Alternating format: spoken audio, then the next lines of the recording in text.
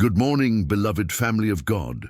As the first rays of sunlight pierce through the darkness and herald the arrival of another precious day, I want to speak directly to your heart. Yes, you, the one who woke up this morning carrying yesterday's burdens, wondering if today will bring relief or more challenges. You didn't stumble upon this moment by accident. This very second has been ordained by heaven because God is calling you to pause, to breathe, and to let His magnificent light illuminate every corner of your day. Have you ever noticed how different the world looks in the morning light? How shadows that seem so threatening in the darkness suddenly lose their power when dawn breaks? That's exactly what happens when we begin our day with prayer. When we choose to pray first, before we check our phones, before we dive into our to-do lists, before we allow the world to dictate our emotions, something supernatural occurs. God's light doesn't just shine around us, it shines through us, transforming not only how we see our circumstances, but how we experience every moment that follows. But here's what I've discovered after walking with God for years, and what I want to share with you today. Prayer isn't just something we do, it's the very foundation upon which joy is built, real joy. Not the fleeting happiness that depends on circumstances, but the deep, unshakable joy that comes from knowing you're walking hand in hand with the Creator of the universe. Today, I'm going to walk you through something that will revolutionize your mornings and transform your entire life. We're going to explore why praying first isn't just a good suggestion. It's the secret to unlocking a joy so profound that it radiates from the inside out. We'll discover how God's light doesn't just illuminate your day, but how it becomes the very source of strength, peace, and overwhelming joy that carries you through every challenge and celebrates with you in every victory. And here's what makes this so powerful. I've spent countless hours studying not just what the Bible says about prayer, but how the most joy-filled believers throughout history have approached their relationship with God. What I've found is a pattern, a blueprint, if you will, that separates those who merely survive their days from those who thrive in supernatural joy. This isn't just theory. This is a tested, proven pathway that has transformed millions of lives, and it's about to transform yours. If you're someone who's been struggling to find consistent joy in your life, if you wake up feeling heavy or anxious about the day ahead, if you've been praying but feel like something's missing, then what you're about to discover will be life-changing. We're going to dive deep into the heart of what it means to truly let God's light shine on your day, and I promise you, by the time we're finished, you'll have a completely new understanding of how to access the joy that God has been waiting to pour into your life. Now let me paint a picture for you. Imagine waking up tomorrow morning, not with dread or anxiety, but with anticipation. Picture yourself rising with a smile already on your face because you know, without a shadow of a doubt, that God's goodness is going to meet you in this day. Envision going through your entire day with an inner lightness, a supernatural peace, and a joy so authentic that people around you can't help but notice something different about you. This isn't fantasy. This is the life that God has designed for every one of His children. But here's the key, and this is where most people miss it. Joy isn't something we chase, it's something we receive. It's not something we manufacture through positive thinking or perfect circumstances. True joy is a gift that flows directly from the throne of God into hearts that are positioned to receive it. And that positioning happens in prayer. You see, when we pray first, we're not just talking to God. We're aligning ourselves with His heart. We're tuning our spirits to His frequency. We're opening our souls to receive the very essence of who He is. And God is joy. The Bible tells us that in His presence is fullness of joy, and at His right hand are pleasures forevermore. When we begin our day in His presence, we're literally bathing our souls in the source of all joy. But I want to be completely honest with you about something. There was a time in my own life when prayer felt like a duty, a religious obligation that I checked off my spiritual to-do list. I would pray because I knew I was supposed to, but I wasn't experiencing the transformation, the joy, the supernatural peace that I saw in others. I was going through the motions without experiencing the miracle. Then everything changed when I discovered what it truly means to pray first. Not just pray early in the morning, though that's important, but to pray with the understanding that this conversation with God is the most important thing I'll do all day. It's the foundation upon which everything else is built. It's the moment when I invite the Creator of the universe to partner with me in every decision, every interaction, every challenge, and every opportunity that the day will bring. When I shifted from praying as a routine to praying as the essential first step of living, joy began to flood my life in ways I never thought possible. Challenges that used to overwhelm me became opportunities to see God's power. Relationships that used to drain me became sources of blessing. Work that used to feel like drudgery became a platform for purpose. The same circumstances, but completely different experience, all because I learned to let God's light shine on my day from the very first moment I opened my eyes. Here's what I want you to understand. God's light isn't just metaphorical, it's actual spiritual reality. When we pray, when we invite God into our day, His presence literally illuminates our path. His wisdom becomes our wisdom. His strength becomes our strength. His joy becomes our joy. We're not trying to be joyful in our own power. We're simply receiving the joy that flows naturally from being in relationship with the God of all joy. And this is where it gets really exciting. The Bible is filled with promises about what happens when we seek God first, when we begin our day in His presence. He promises to give us beauty for ashes, joy for mourning, and the garment of praise for the spirit of heaviness. He promises that those who wait on the Lord will renew their strength. They'll mount up with wings like eagles. They'll run and not be weary. They'll walk and not faint. These aren't just beautiful verses to quote, they're actual spiritual laws that activate when we position ourselves correctly in prayer. When we pray first, we're not just hoping for a good day. We're partnering with the God who works all things together for good for those who love Him and are called according to His purpose. But here's where many people get stuck, and I want to address this head on because it might be exactly where you are right now. Maybe you've tried praying in the morning before, but you didn't feel anything dramatic happen. Maybe you've read about the power of prayer, but your own experience feels ordinary, even mundane.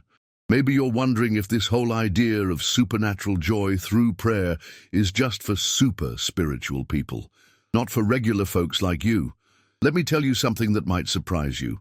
The most powerful prayers aren't always accompanied by goosebumps or dramatic emotional experiences. Sometimes the most life-changing prayers happen in the quiet, ordinary moments when we simply show up and say, God, I'm here, I'm available, I need you. Show me how to live this day in a way that brings you glory and fills my heart with your joy. God doesn't require eloquent words or perfect spiritual feelings.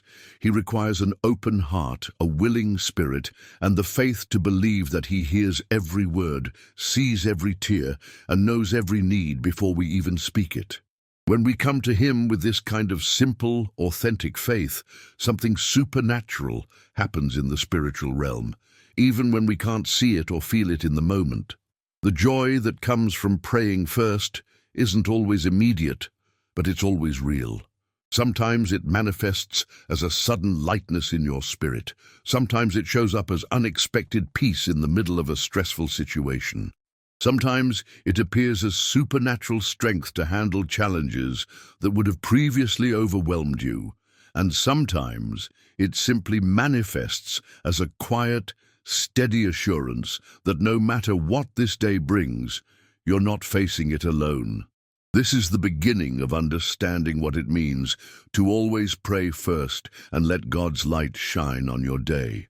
We're going to dive much deeper into the practical aspects of how to make this a reality in your life, how to structure your morning prayers for maximum impact, and how to maintain that connection with God's joy throughout your entire day. But before we go any further, I want you to pause right now and make a decision. Are you ready to experience the kind of joy that doesn't depend on circumstances? Are you ready to discover what happens when you consistently put prayer first and allow God's light to illuminate every aspect of your day? Are you ready to move from surviving your days to absolutely thriving in the supernatural joy that God has been waiting to pour into your life? Because what comes next is going to challenge everything you thought you knew about. Prayer, about joy, and about what's possible when you learn to truly partner with God from the very first moment your eyes open each morning. If your answer is yes, then I need to share with you something that most believers never discover. There's a difference between praying and praying first. Most people pray when they're desperate, when they're in crisis, when they've exhausted all other options. But praying first means something entirely different. It means making God your first thought, your first conversation, your first priority before anything else touches your heart or mind. Let me tell you about Sarah, a mother of 3 who wrote to me last month. She said for years she felt like she was drowning in the chaos of daily life. Every morning started with anxiety about everything she had to accomplish. She'd grab her phone immediately upon waking, scroll through news that made her heart heavy, check emails that stressed her out, and by the time she even thought about prayer, her emotional tank was already running on empty. But then she made one simple change. Instead of reaching for her phone, she reached for God. Instead of filling her mind with the world's chaos, she filled her spirit with God's peace. The result? She described it as going from black and white to living color, the same house, the same responsibilities, the same challenges. But now she had supernatural grace to handle it all with joy. This is what happens when God's light shines on your day from the very beginning. It's not that your problems disappear, it's that you receive divine perspective on every situation. You start seeing opportunities where you used to see obstacles. You start experiencing God's provision where you used to see lack. You start walking in His strength where you used to feel weak. Now, here's something crucial that I need you to understand. The enemy of your soul knows how powerful morning prayer is. He knows that if he can steal those first precious moments of your day, he can influence the trajectory of everything that follows. That's why you'll face resistance when you decide to pray first. Your phone will seem more urgent. Your to-do list will feel more pressing. Your bed will feel more comfortable. But here's what I've learned after years of studying the habits of the most joyful believers I know. The ones who consistently experience God's supernatural joy have learned to win the battle for their mornings.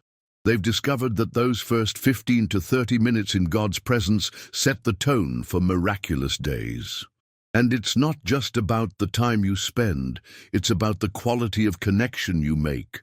When you pray first, you're not just saying words into the air, you're entering into the most important relationship in your existence. You're connecting with the one who spoke the universe into being, who knows every hair on your head, who has plans for you that are so good they exceed your wildest imagination. Let me paint another picture for you. Imagine if you had access to the wisest counselor in the world, someone who knew the solution to every problem you'd face today. Imagine if you could sit with the most loving Father, someone who delighted in blessing you beyond measure. Imagine if you could talk with the most powerful friend, someone who had unlimited resources and was eager to help you succeed in every area of your life. That's exactly who you have access to every single morning. Not just access to, but an invitation from. God isn't waiting reluctantly for your prayers. He's eagerly anticipating them. The Bible tells us that He sings over us with joy, that He quiets us with His love, that He rejoices over us with shouts of joy. This isn't a God who tolerates your prayers. This is a God who celebrates them. But here's where it gets even more beautiful.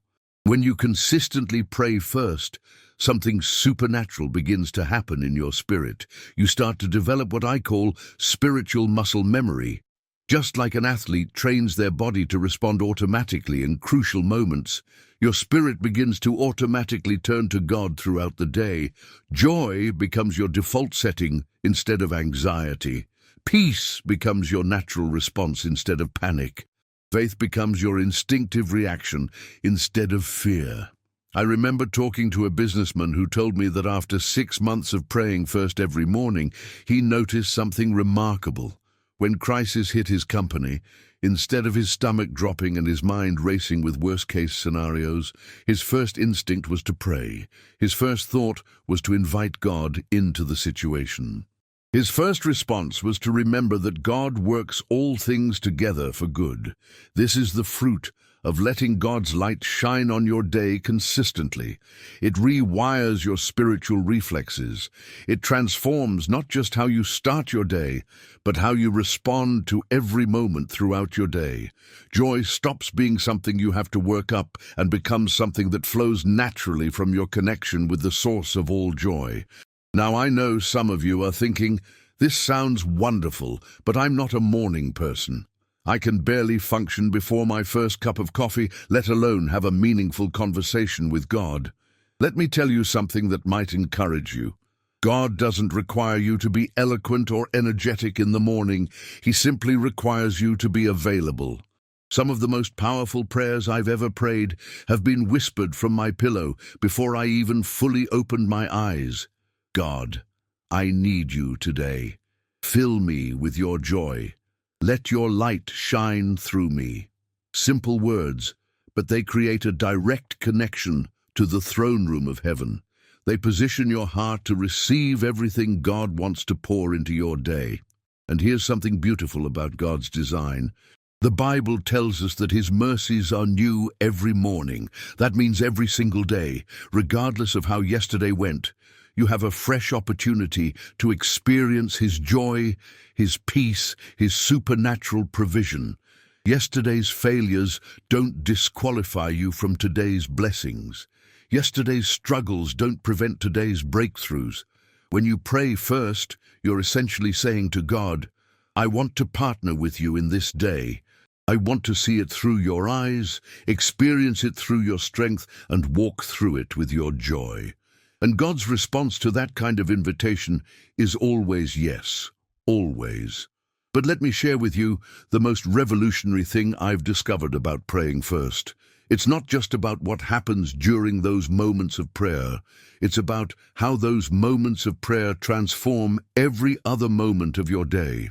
When you begin your day connected to the source of all wisdom, every decision you make carries divine insight.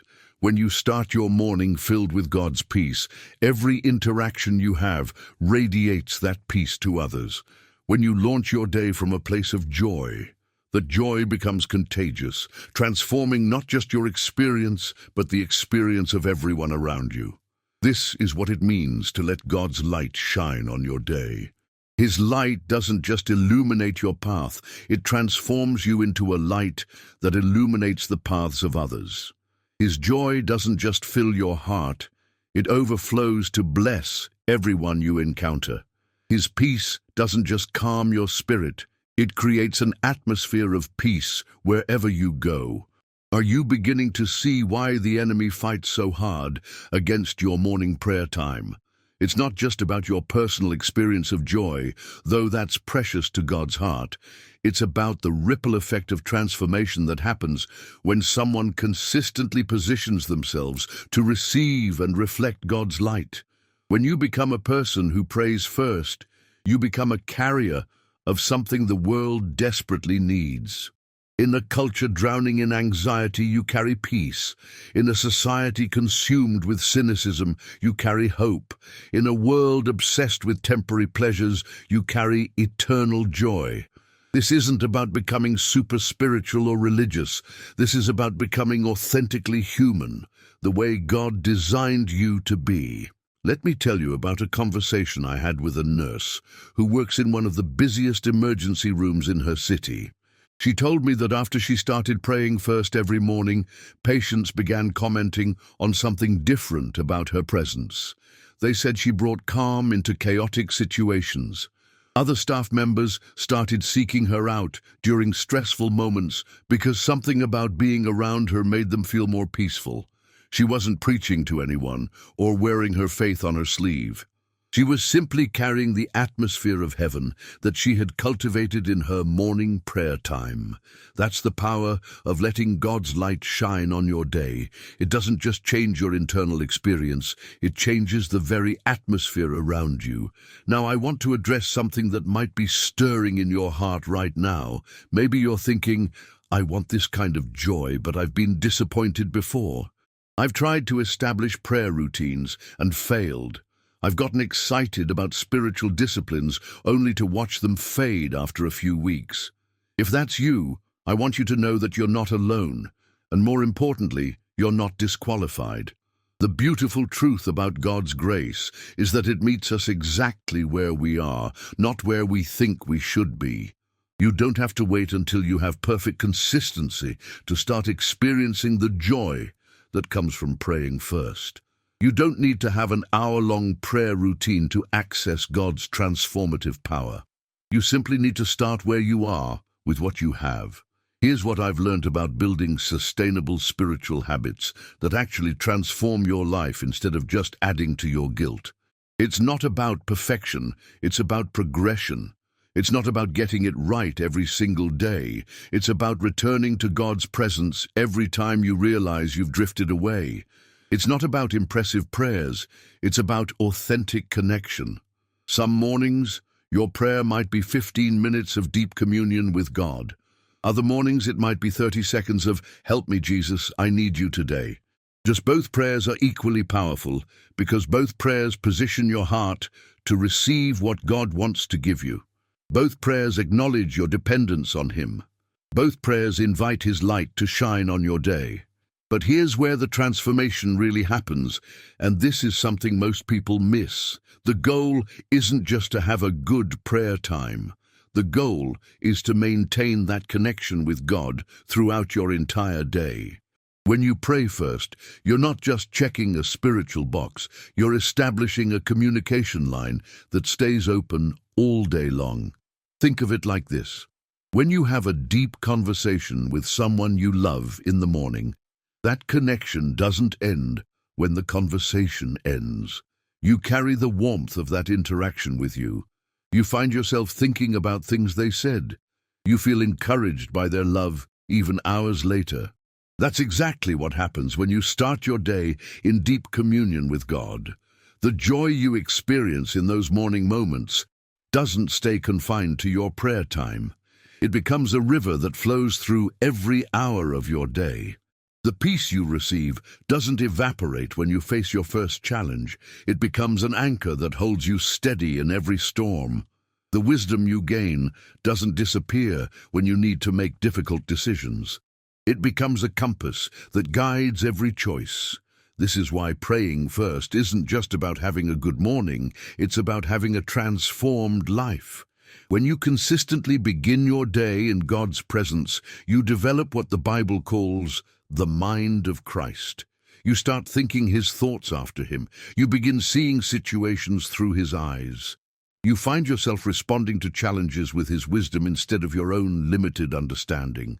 Let me share something that happened to me just last week that perfectly illustrates this principle. I was facing a situation at work that normally would have triggered anxiety and frustration. But because I had spent time in God's presence that morning, my first instinct wasn't to worry or complain. My first thought was to ask God for His perspective on the situation. And in that moment of prayer, He gave me insight that completely changed how I approached the challenge. What could have been a source of stress became an opportunity to see His faithfulness. What could have robbed my joy became a reason to praise Him. That's the practical power of letting God's light shine on your day from the very beginning. But I want to take this even deeper because there's something about the nature of true joy that most people don't understand. The world tells us that joy comes from getting what we want, from circumstances aligning with our preferences, from achieving our goals and fulfilling our dreams. And while there's nothing wrong with celebrating good circumstances, that kind of happiness is fragile because it depends on things outside our control. The joy that comes from praying first is fundamentally different. It's not based on what happens to you, it's based on who is with you. It's not dependent on your circumstances, it's rooted in your connection to the one who is sovereign over all circumstances. It's not something you have to protect and maintain through perfect conditions. It's something that actually grows stronger in the midst of challenges. This is why the Apostle Paul could write about being joyful while sitting in a Roman prison. This is why countless believers throughout history have maintained supernatural peace in the face of persecution, loss, and hardship. They had discovered the secret of joy that comes from intimate relationship with God rather than favorable circumstances. When you pray first and let God's light shine on your day, you're tapping into this same supernatural source of joy. You're positioning yourself to experience what Paul called the peace that passes all understanding, and joy unspeakable and full of glory. These aren't just beautiful religious phrases, they're actual spiritual realities available to every believer who learns to prioritize their relationship with God above everything else. Now let me paint a picture of what this looks like practically. Imagine waking up tomorrow morning and instead of immediately reaching for your phone to see what happened in the world while you slept, you reach toward heaven to connect with the God who never sleeps, who has been watching over you all night, who has fresh mercies waiting for you. Picture yourself spending even 10 minutes in conversation with the one who loves you more than you can comprehend, who has plans for your life that are better than your best dreams, who is eager to partner with you in every moment of the coming day. Envision yourself receiving his peace for any anxiety you're carrying, his wisdom for any decisions you need to make, his strength for any challenges you'll face. Then imagine stepping into your day, not from a place of your own limited resources, but from the overflow of divine connection. See yourself handling unexpected problems with supernatural grace because you've already been filled with God's wisdom. Picture yourself blessing others with genuine kindness because your heart is overflowing with God's love. Visualize yourself maintaining peace in stressful situations because you're in faith anchored in God's unchangeableness. This isn't fantasy or wishful thinking. This is the normal Christian life as God designed it to be lived.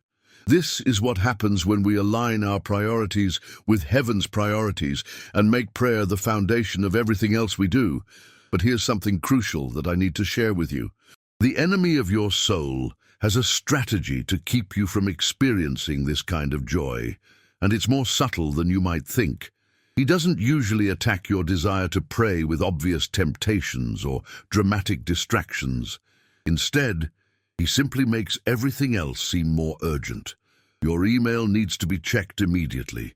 Your social media requires instant attention. Your news feed demands your first thoughts.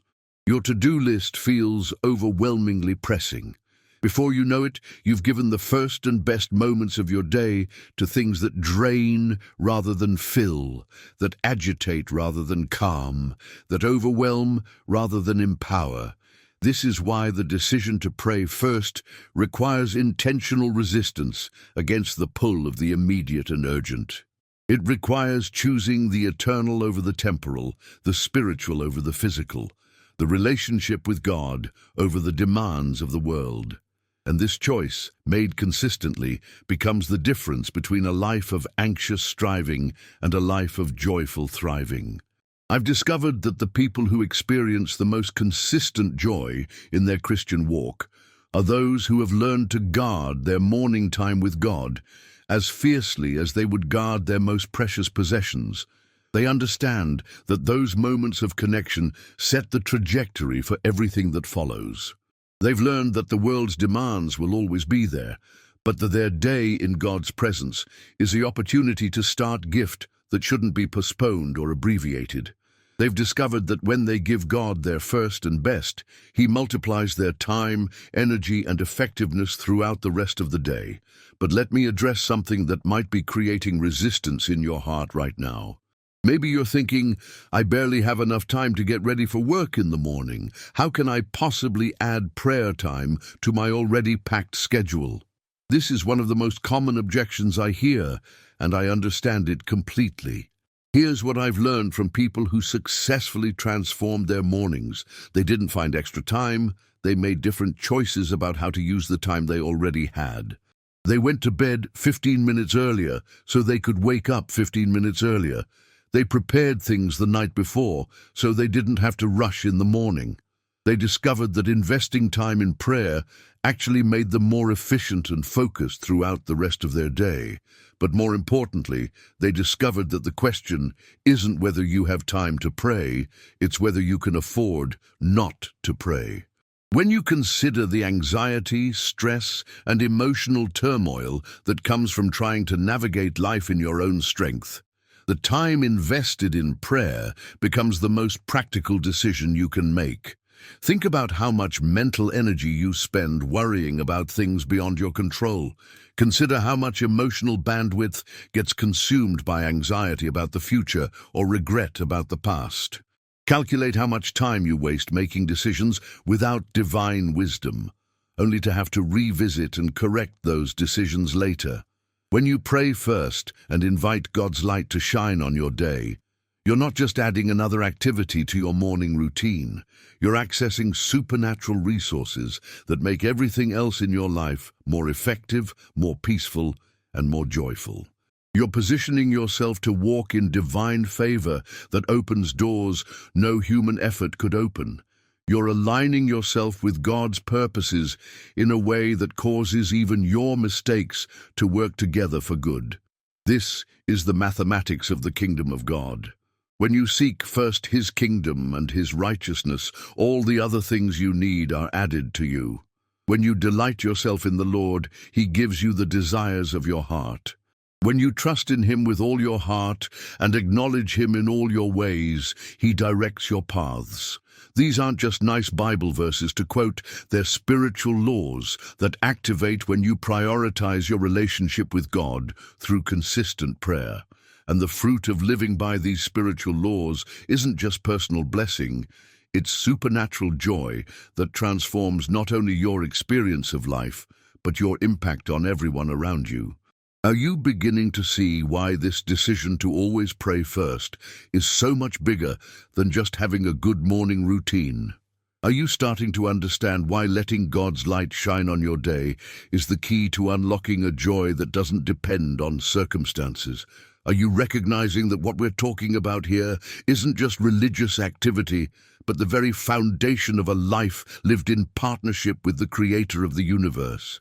Because what I'm about to share with you next will show you exactly how to make this transformation a reality in your own life, how to structure your morning prayer time for maximum impact, and how to maintain that joy-filled connection with God throughout every moment of your day. The transformation I'm about to share with you isn't complicated, but it is revolutionary. You see, most people approach prayer like they're making a phone call to a busy executive who might or might not have time for them. But the reality is so much more beautiful than that. When you understand who you're actually talking to and how eager He is to connect with you, everything changes. Let me tell you about the moment this became real for me. I was going through one of the most challenging seasons of my life. Every morning felt like climbing a mountain before I even got out of bed. I'd been praying, but it felt mechanical, like I was going through religious motions without experiencing any real transformation. Then one morning, as I was struggling through another lifeless prayer, I heard something in my spirit that changed everything. It wasn't an audible voice, but it was clearer than anything I'd ever heard. God whispered to my heart, "Stop trying to impress me with your prayers. Just talk to me like I'm your closest friend, because I am." In that moment, everything shifted. Prayer stopped being a performance and became a conversation. Joy stopped being something I begged for and became something that naturally flowed from genuine intimacy with my Heavenly Father. Here's what I discovered that morning, and what I want you to understand with every fiber of your being. God doesn't want your perfect prayers. He wants your authentic heart. He doesn't need your eloquent words. He desires your honest emotions. He isn't looking for your theological correctness. He's longing for your transparent vulnerability. When you grasp this truth, prayer becomes the most natural thing in the world. You stop worrying about saying the right words and start enjoying the privilege of communion with the one who knows you better than you know yourself. You stop performing and start connecting. You stop trying to get something from God and start receiving everything He's been waiting to give you. But here's where it gets really exciting. When you approach prayer from this place of authentic relationship rather than religious obligation, something supernatural happens to your capacity for joy. You discover that you're not trying to manufacture joy through positive thinking or perfect circumstances. Instead, you're simply opening your heart to receive the joy that flows naturally from the heart of God. Think about it this way. When you spend time with someone who absolutely delights in you, who thinks you're amazing, who loves being in your presence, what happens to your emotional state? You feel valued, loved, cherished. You leave that interaction feeling lighter, more confident, more joyful. That's exactly what happens when you spend authentic time in God's presence. The Bible tells us that God rejoices over us with singing, that He quiets us with His love, that He delights in us with joy. This isn't metaphorical language. This is the actual heart of your Heavenly Father toward you. When you position yourself to receive this love through prayer, joy isn't something you have to work up. It's something that naturally saturates your being. Now let me share with you a practical framework that has revolutionized not only my own prayer life, but the lives of thousands of people I've had the privilege of coaching over the years. I call it the Light Framework, and it's designed to help you structure your morning prayer time in a way that consistently opens your heart to receive God's transforming joy. The L stands for listen. Before you start talking to God, take a moment to quiet your heart and listen, not necessarily for an audible voice, but for the gentle whisper of His Spirit. Ask Him what He wants to speak to your heart today. Sometimes it's a verse of Scripture that comes to mind. Sometimes it's a gentle correction or encouragement. Sometimes it's simply the assurance of His presence and love. I remember a morning when I was facing a particularly stressful situation at work. Instead of immediately launching into my list of requests and concerns, I took a moment to listen. What I heard in my spirit was, "My grace is sufficient for you, for my power is made perfect in weakness." Those words didn't just give me information, they infused me with supernatural peace that carried me through a day that could have been overwhelming. The I stands for invite. This is where you consciously invite God into every aspect of your coming day. You're not just asking Him to bless what you've already planned, you're inviting Him to be an active partner in everything you'll encounter. You're opening your heart to His guidance, His wisdom, His strength, His joy. When you genuinely invite God into your day, you're positioning yourself to experience what the Bible calls divine appointments. You'll find yourself in conversations that seem coincidental, but are clearly orchestrated by heaven. You'll encounter opportunities that align perfectly with your gifts and calling. You'll discover resources and solutions that you never would have found in your own wisdom. The G stands for gratitude. This is where you intentionally focus on God's goodness in your life, not just the big blessings, but the small mercies that you might typically overlook. The fact that you woke up this morning, the breath in your lungs, the people who love you, the opportunities ahead of you. Here's something powerful about gratitude that most people don't realize. Gratitude isn't just a nice attitude, it's actually a spiritual key that unlocks joy. When you focus on what God has already done, faith rises in your heart for what He's going to do. When you acknowledge his past faithfulness, confidence grows for future provision. When you celebrate his goodness, joy becomes your natural response to life. The H stands for hope. This is where you align your expectations with God's promises.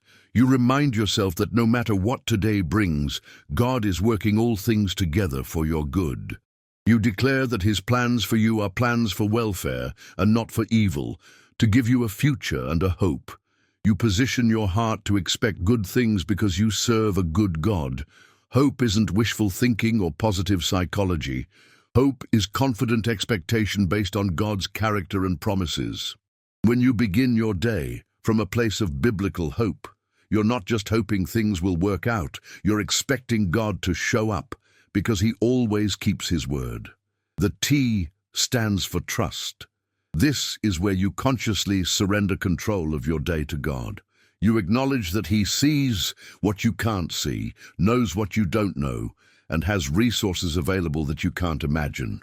You release your need to figure everything out and instead rest in his wisdom and sovereignty. Trust is what transforms prayer from begging into receiving.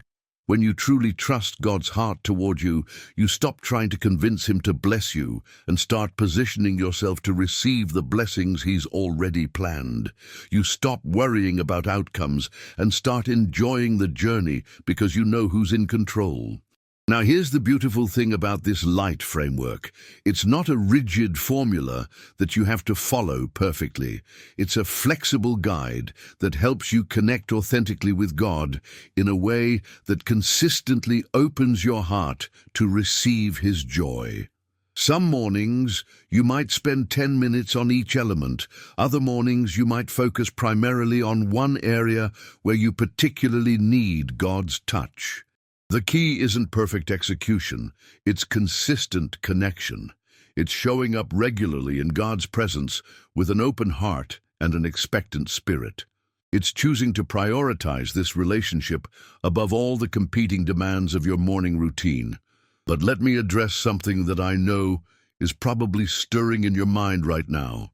You might be thinking, this sounds wonderful, but what about those mornings when I don't feel like praying? What about the days when my heart feels cold or distracted? What about the times when prayer feels dry or meaningless? Here's something that took me years to learn, and I wish someone had told me this when I was first developing my prayer life. Your feelings are not the measurement of your prayer's effectiveness. God doesn't bless your prayers based on how spiritual you feel while praying them. He responds to your prayers based on his love for you and his desire to be in relationship with you. Some of my most powerful breakthrough moments have come from prayers that felt completely ordinary in the moment. I didn't feel any special anointing. I didn't experience any emotional high. I simply showed up in God's presence, shared my heart honestly, and trusted him to work, even when I couldn't sense his activity. This is where faith becomes so important in your prayer life. Faith isn't about feeling God's presence. It's about believing in his presence, whether you feel it or not. Faith isn't about experiencing dramatic spiritual encounters. It's about trusting that God hears and responds to every sincere prayer. Faith isn't about perfect emotions, it's about consistent obedience to prioritize your relationship with God. And here's what I've discovered about consistency in prayer. The more regularly you show up in God's presence, the more sensitive you become to his voice, his leading, his joy. It's like developing spiritual muscle memory. Your heart begins to automatically tune into heaven's frequency. Your spirit becomes naturally aligned with God's purposes. Let me tell you about a woman named Jennifer who attended one of my seminars about 2 years ago. She was struggling with chronic anxiety and had been on medication for depression. She felt like she was constantly running on empty, trying to keep up with the demands of being a single mother while working a demanding job. Jennifer decided to implement the light framework in her morning routine, starting with just 10 minutes before her children woke up. She told me that the first few weeks felt awkward and forced, but she persisted because she was desperate for change. After about a month, she began to notice subtle shifts in her perspective and emotional state. By the 3-month mark, Jennifer's transformation was undeniable. She was still facing the same external challenges, but she was handling them with supernatural grace and joy. Her children commented on how much happier and more peaceful she seemed. Her co-workers noticed a change in her attitude and energy. Most importantly, Jennifer discovered that she was actually looking forward to each day instead of dreading it. This is the power of consistent morning prayer. It doesn't necessarily change your circumstances immediately, but it absolutely transforms your capacity to experience joy regardless of your circumstances. It positions you to receive divine resources that enable you to thrive rather than just survive. But let me take this even deeper, because there's something about the nature of God's light that I want you to understand. When the Bible talks about God being light, it's not just using a nice metaphor. Light has specific properties that perfectly illustrate what happens when God's presence illuminates your life. First, light reveals what was hidden in darkness. When you pray first and invite God's light into your day, He shows you things you couldn't see on your own. He reveals opportunities you would have missed, solutions you wouldn't have considered, perspectives you couldn't have gained through human reasoning alone. I remember a morning when I was struggling with a difficult decision about my career. I had been weighing the pros and cons for weeks, making lists and seeking advice, but I still felt confused and uncertain. During my morning prayer time, as I asked God for His light on the situation, He revealed something I had completely overlooked. He showed me that my indecision wasn't really about the career choice at all. It was about my fear of disappointing others. Once God's light revealed the real issue, the decision became clear. It wasn't about finding the perfect option. It was about trusting God's calling on my life, even when others might not understand it. That revelation didn't just solve my immediate dilemma. It transformed how I approached decisions in general. Second, light dispels darkness automatically. You don't have to fight darkness, you simply need to turn on the light. When God's presence illuminates your heart and mind through prayer, anxiety, fear, and discouragement don't have to be battled. They simply fade away in the presence of His truth and love. This is why trying to overcome negative emotions through willpower alone is so exhausting and ultimately ineffective. But when you position yourself in God's light through prayer, those negative emotions are displaced by His peace, joy, and hope. It's not that you're suppressing them or pretending they don't exist. It's that they lose their power in the presence of divine light. Third, light enables growth. Plants need light to photosynthesize and flourish. In the same way, your spiritual growth, your capacity for joy, your ability to love others all flourish when you consistently position yourself in God's light through prayer. You don't grow by trying harder, you grow by staying connected to the source of life and light. This is why people who consistently pray first often seem to mature spiritually at an accelerated pace. They're not necessarily more disciplined or gifted than others. They're simply positioning themselves in the environment where spiritual growth happens naturally. They're living in the light rather than trying to generate light through their own efforts. Fourth, light is contagious. When you carry God's light within you through consistent prayer, that light naturally affects everyone around you. You don't have to try to be a positive influence, you simply become one.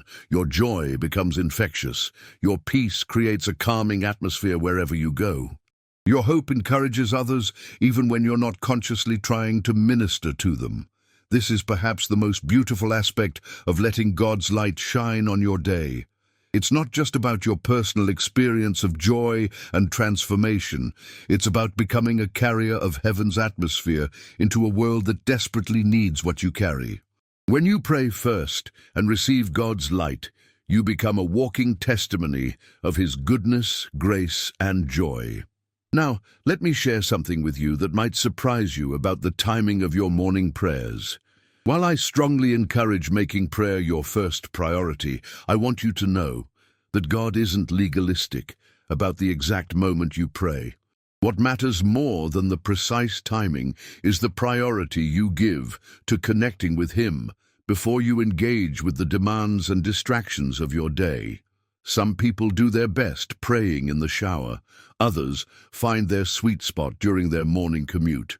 Still others discover that they connect most authentically with God while having their first cup of coffee in quiet solitude. The key is finding a rhythm that works for your life and your personality, then protecting that time as sacred space for communion with God. But here's something I do want to emphasize about timing. There's something spiritually significant about seeking God before you seek anything else. When you make Him your first conversation, you're essentially saying, God, I want to see this entire day through your eyes. I want to approach every situation with your wisdom. I want to respond to every challenge with your strength. This sets a tone that affects every subsequent interaction and decision. It's like tuning an instrument before a performance.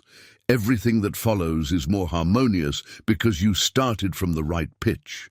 When you tune your heart to God's heart first thing in the morning, everything else in your day has the potential to flow more smoothly and joyfully. I want to share with you one more crucial insight about developing a sustainable prayer life that actually transforms your experience of joy. The secret isn't in having perfect prayer times every single day. The secret is in developing what I call prayer momentum. Prayer momentum happens when you've been consistent enough in your morning prayer routine that it begins to feel more natural to pray than not to pray. You reach a point where starting your day without connecting with God feels as awkward as leaving your house without getting dressed. It becomes so integrated into your identity that skipping it feels like you're missing a part of yourself. But here's how you build that momentum without overwhelming yourself or setting yourself up for failure. You start small and build gradually. Maybe you begin with just 5 minutes of authentic conversation with God. Maybe you use just one element of the light framework each day until all 5 become natural. Maybe you simply begin each morning by saying, "Good morning, God. I need you today. Show me how to live this day in a way that brings you glory and fills my heart with your joy." The key is consistency over intensity. It's better to have a 5-minute prayer time that you maintain for months than to have hour-long prayer sessions that you abandon after a week. God isn't impressed by the length of your prayers. He's blessed by the sincerity of your heart and the consistency of your pursuit of Him. As you build this momentum, you'll discover something wonderful. Prayer stops feeling like another item on your to-do list and starts feeling like the most natural and necessary part of your day. You'll find yourself looking forward to those morning moments with God. You'll discover that they become the anchor that holds you steady, no matter what storms arise. And this momentum creates a beautiful cycle. The more you pray, the more you experience God's joy and peace. The more you experience His joy and peace, the more you want to spend time in His presence. The more time you spend in His presence, the more that joy and peace overflow into every area of your life. The more they overflow, the more others are blessed by your transformed life, which increases your motivation to maintain this life-giving routine. This is why people who have developed strong prayer lives often say they can't imagine starting their day any other way. It's not religious obligation that keeps them praying. It's the experiential knowledge of how much richer, more peaceful and more joyful life becomes when lived in constant communion with God. But let me address one final obstacle that often prevents people from experiencing the full joy that comes from praying first. Sometimes we approach prayer with a consumer mentality rather than a relationship mentality. We come to God primarily focused on what we need from Him rather than simply enjoying who He is. While there's nothing wrong with bringing your needs and requests to God, the deepest joy in prayer comes from communion rather than petition. It comes from simply being with Him, delighting in His character, celebrating His goodness, and receiving His love. When prayer becomes less about getting something from God and more about getting more of God Himself, everything changes. This shift transforms prayer from a transaction into a romance. Instead of coming to God like you're placing an order at a restaurant, you come like you're spending time with someone you deeply love and who deeply loves you. Instead of focusing primarily on what you need, you find yourself overwhelmed with gratitude for who He is and how blessed you are to know Him. When this happens, joy becomes inevitable, not because all your problems are solved, but because you're in relationship with the one who is sovereign over all your problems. Not because life becomes easy, but because you're connected to the one who gives strength for every difficulty. Not because you have all the answers, but because you know the one who is the answer to every question your heart will ever ask. This is what it truly means to let God's light shine on your day. It's not just about having a good morning routine or even experiencing personal transformation, though both of those will happen. It's about discovering that you were created for communion with the God of the universe, and that this communion is the source of every good thing you'll ever experience. When you understand this, prayer stops being something you have to do and becomes something you get to do. Joy stops being something you chase and becomes something you naturally receive. Life stops being something you endure and becomes something you celebrate, because every day is an opportunity for deeper communion with the one who loves you more than you can imagine. This is the invitation that's before you right now, not just to pray more or try harder spiritually, but to step into the relationship that God has been longing to have with you since before you were born. To discover the joy that comes not from perfect circumstances, but from perfect love. To experience the light that doesn't just illuminate your path, but transforms your very being into a reflection of heaven's glory. The question isn't whether you're ready for this kind of transformation, it's whether you're willing to take the first step. Because here's something I've learned after years of walking alongside people who have revolutionized their lives through prayer. The biggest barrier isn't lack of time, lack of knowledge, or even lack of desire. The biggest barrier is the lie that says you have to wait until you're more spiritual, more disciplined, or more worthy to approach God with this level of intimacy. Let me tell you something that will set you free right now. God isn't waiting for you to get your life together before you can experience His joy. He isn't postponing His blessings until you achieve some level of spiritual perfection. He isn't holding back His light until you prove you deserve it. The invitation to walk in supernatural joy through prayer is extended to you right now, exactly as you are, with all your flaws, failures, and uncertainties. I think about the woman at the well who encountered Jesus in the middle of her mess. She wasn't a religious leader. She wasn't known for her spiritual discipline. In fact, she was hiding from others because of her shame and broken relationships. But when she had one authentic conversation with Jesus, everything changed. Her joy became so contagious that she ran back to her town and brought everyone she knew to meet the one who had transformed her life in a single encounter. That same Jesus is waiting to meet with you every morning. Not the version of you that you think you should be, but the real you, with real struggles, real questions, and real need for His presence in your life. When you understand this, morning prayer becomes less about performing for God and more about receiving from God. But here's where it gets really practical, and I want to walk you through something that has helped thousands of people transition from sporadic, guilt-driven prayer to consistent, joy-filled communion with God. It's what I call the progression principle, and it's based on the understanding that sustainable transformation happens through small, consistent steps rather than dramatic overhauls.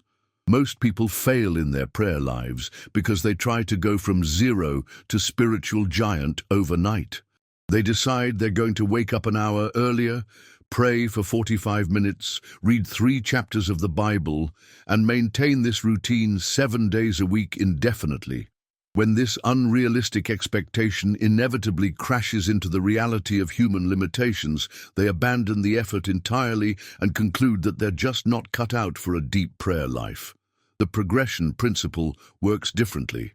It recognizes that building spiritual habits is like building physical muscle.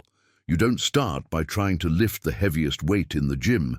You start with a weight you can handle consistently, then gradually increase as your strength develops. In the same way, you build prayer momentum by starting with something manageable and expanding as your spiritual appetite grows. Here's how this looks practically. Week 1 might be as simple as saying, "Good morning, God," before you get out of bed, and "Thank you for this day," before you go to sleep. That's it. No pressure for eloquent prayers or extended time commitments. Just 2 moments of conscious connection with your Heavenly Father. Week 2, you might add 1 minute of listening prayer after your "Good morning, God." You simply sit quietly and ask, "God, what do you want me to know today?" You're not waiting for an audible voice or a dramatic revelation. You're simply creating space to hear whatever He might want to whisper to your heart. By week 3, you might find yourself naturally wanting to spend a few more minutes in prayer because you're beginning to taste the peace and joy that come from these simple moments of connection.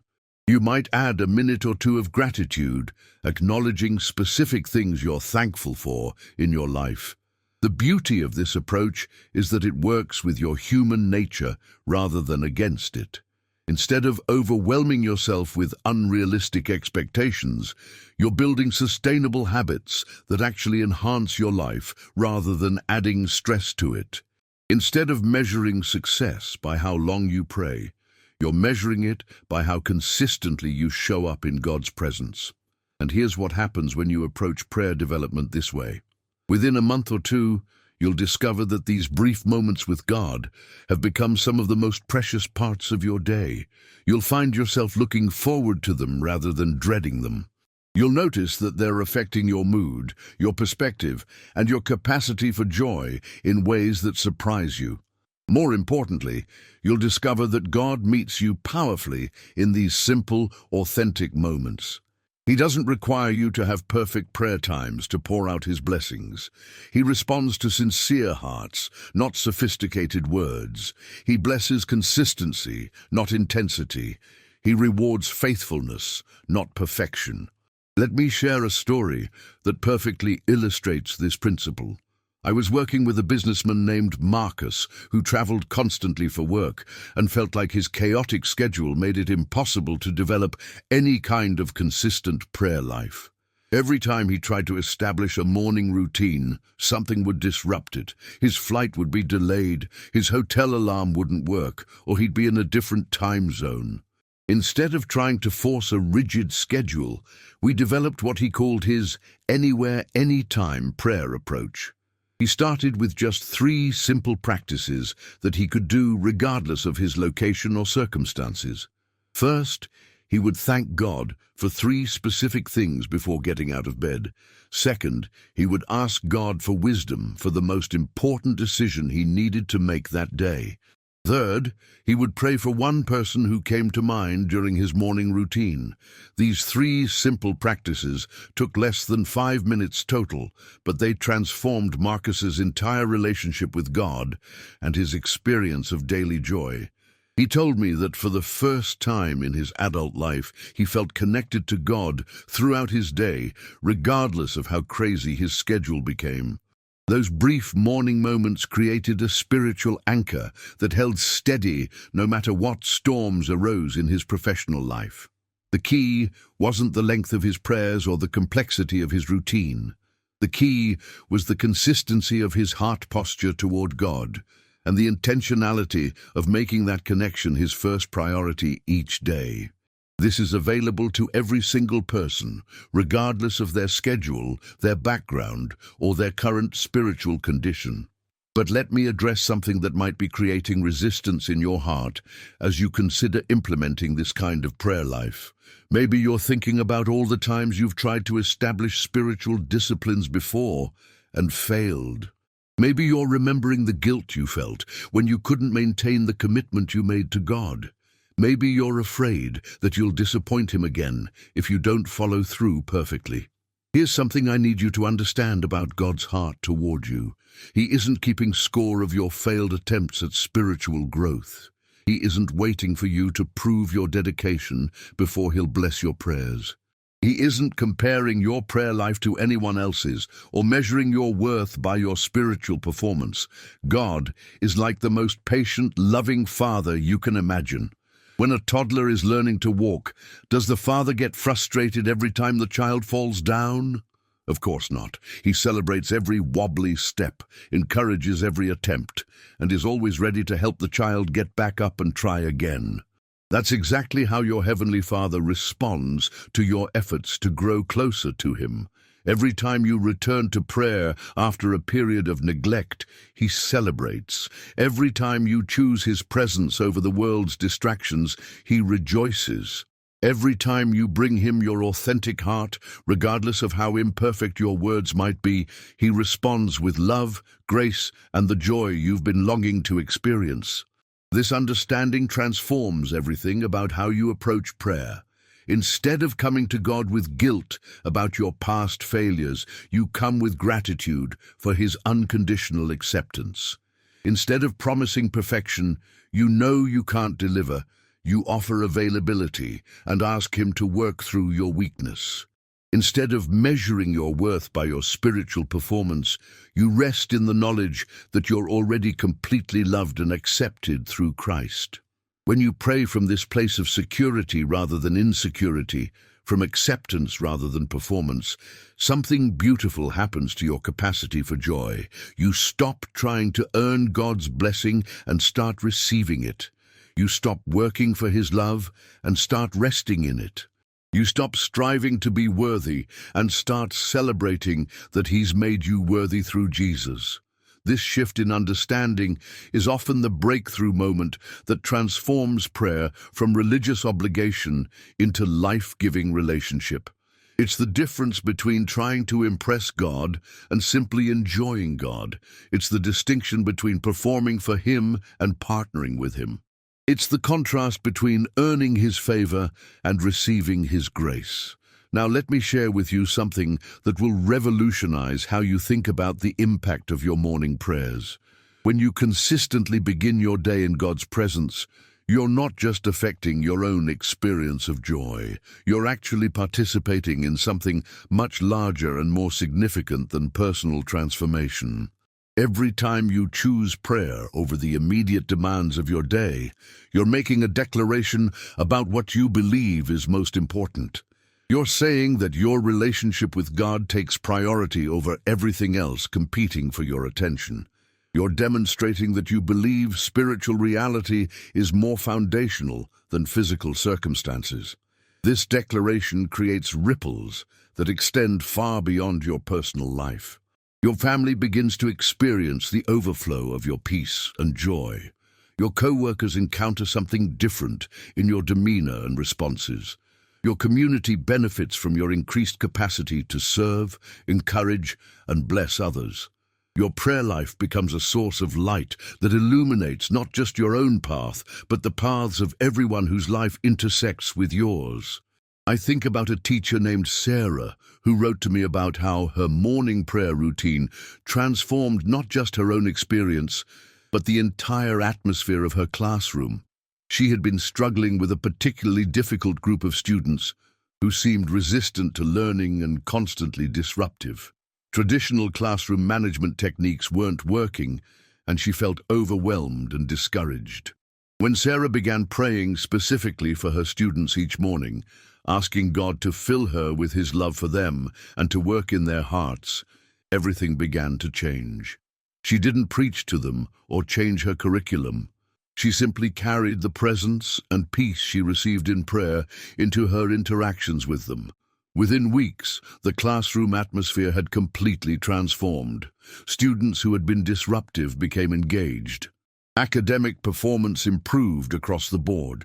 Other teachers began asking Sarah what she had done differently. The key wasn't any special technique or program.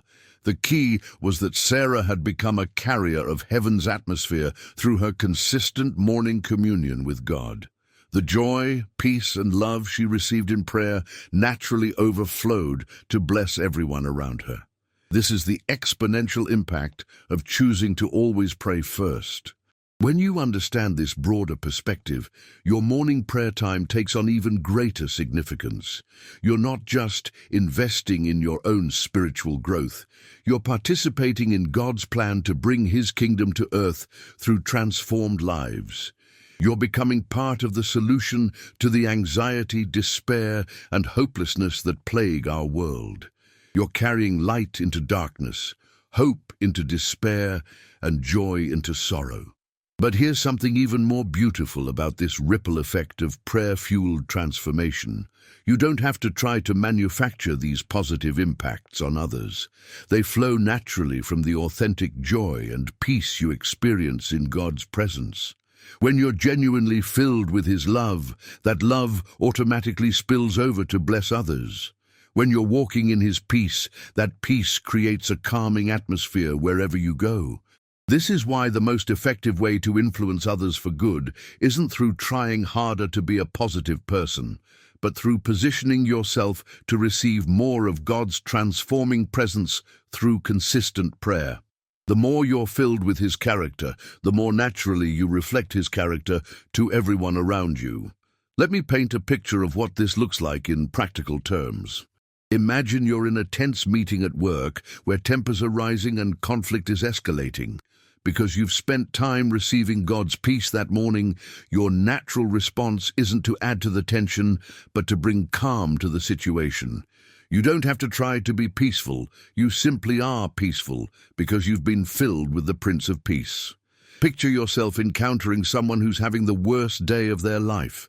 Because you've been filled with God's joy through prayer, you naturally respond with compassion and encouragement. You don't have to work up sympathy. It flows from the love that God has poured into your heart during your morning communion with Him. Visualize yourself facing a crisis that would normally trigger anxiety and fear.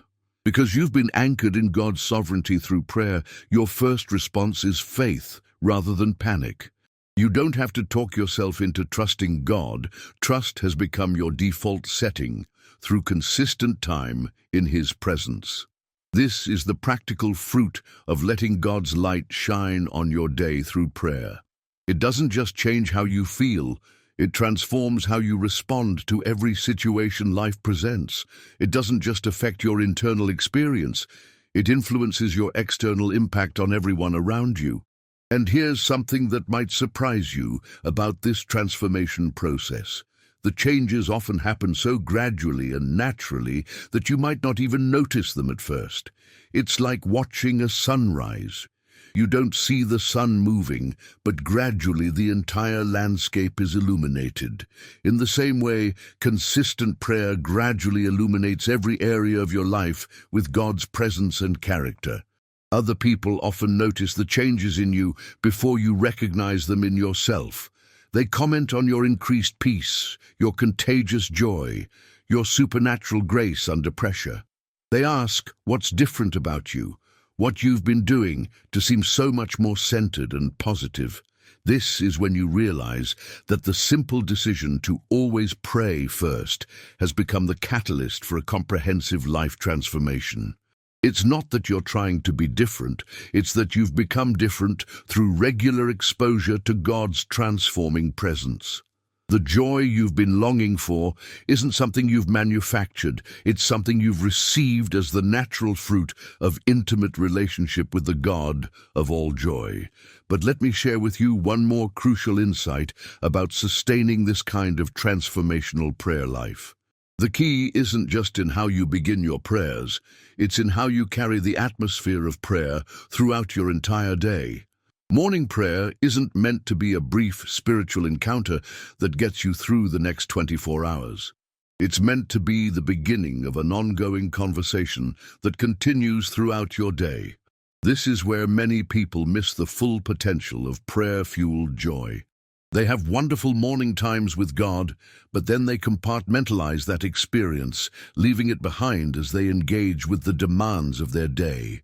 They pray in the morning and then try to handle everything else in their own strength, wondering why the peace and joy they experienced in prayer doesn't seem to last. The secret is learning to maintain that connection with God throughout your day through what I call breath prayers. These are simple conversational moments with God that keep the communication lines open between you and heaven. They're not formal prayer times, they're natural responses to the situations you encounter. When you face a difficult decision, instead of just analyzing the options, you breathe a simple prayer. God, give me your wisdom here. When you encounter someone who's struggling, you silently pray, Lord, show me how to bless this person. When you feel stress beginning to rise, you take a moment to pray, Jesus, I need your peace right now. These breath prayers keep you connected to the source of joy throughout your day. They remind you that you're not handling life alone, but in partnership with the God who has unlimited resources and perfect wisdom. They maintain the spiritual atmosphere you cultivated in your morning prayer time. When you develop this habit of continuous prayer, something beautiful happens. The joy you experienced in your morning communion with God doesn't fade as the day progresses. It actually deepens. The peace you received doesn't get overwhelmed by circumstances. It becomes your response to circumstances. The love you felt doesn't get crowded out by the demands of daily life. It becomes the lens through which you view every interaction.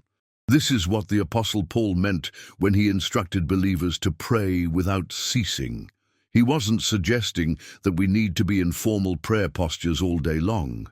He was describing a lifestyle of continuous communion with God, where prayer becomes as natural as breathing, where conversation with heaven flows seamlessly throughout our earthly activities. When you live this way, every day becomes an adventure in partnership with God. You wake up in His presence through intentional morning prayer, and you maintain that presence through continuous communion throughout your day. You begin each morning receiving His joy, and you carry that joy into every situation you encounter. This is the lifestyle that produces the kind of supernatural joy that doesn't depend on circumstances, the kind of peace that surpasses understanding, the kind of love that transforms everyone it touches. This is what it truly means to always pray first and let God's light shine on your day. The invitation is before you right now, not to add another religious activity to your schedule, but to discover the relationship that your heart has been longing for. Not to try harder to be spiritual, but to receive more of the God who is already pursuing you with relentless love. Not to earn His blessing through perfect prayer performance, but to position yourself to receive the joy He's been waiting to pour into your life. Your transformation begins with a single decision, followed by a simple action, sustained by His faithful love. The decision to make prayer your first priority, the action of spending authentic time in His presence tomorrow morning, the sustaining power of His grace that will carry you through every step of this journey. The joy you've been searching for isn't found in perfect circumstances, achieved goals, or resolved problems. It's found in the presence of the God who loves you more than you can imagine, who delights in you beyond measure, and who has been waiting for this moment when you would choose Him first, above everything else competing for your attention. This is your moment. This is your invitation. This is the beginning of the joy-filled life that God designed you to live. The only question that remains is whether you'll take that first step tomorrow morning, reaching toward heaven before you reach toward anything else, opening your heart to receive the light that will transform not just your day, but your entire life. The transformation begins the moment you wake up tomorrow morning. But let me share with you something that will make all the difference in whether this becomes a life-changing reality or just another good intention that fades away. It's what I call the sacred exchange. And it's the secret that separates those who experience breakthrough from those who remain stuck in cycles of spiritual frustration. Here's what I've discovered after years of walking alongside people who have revolutionized their relationship with God through prayer. The breakthrough doesn't come from adding prayer to your existing routine. It comes from exchanging your old way of starting the day for God's way of starting the day. It's not about doing more, it's about doing differently. Most people approach morning prayer like they're adding another appointment to an already crowded schedule. They try to squeeze in 10 minutes with God between checking emails and rushing to work. But that's not what transforms lives.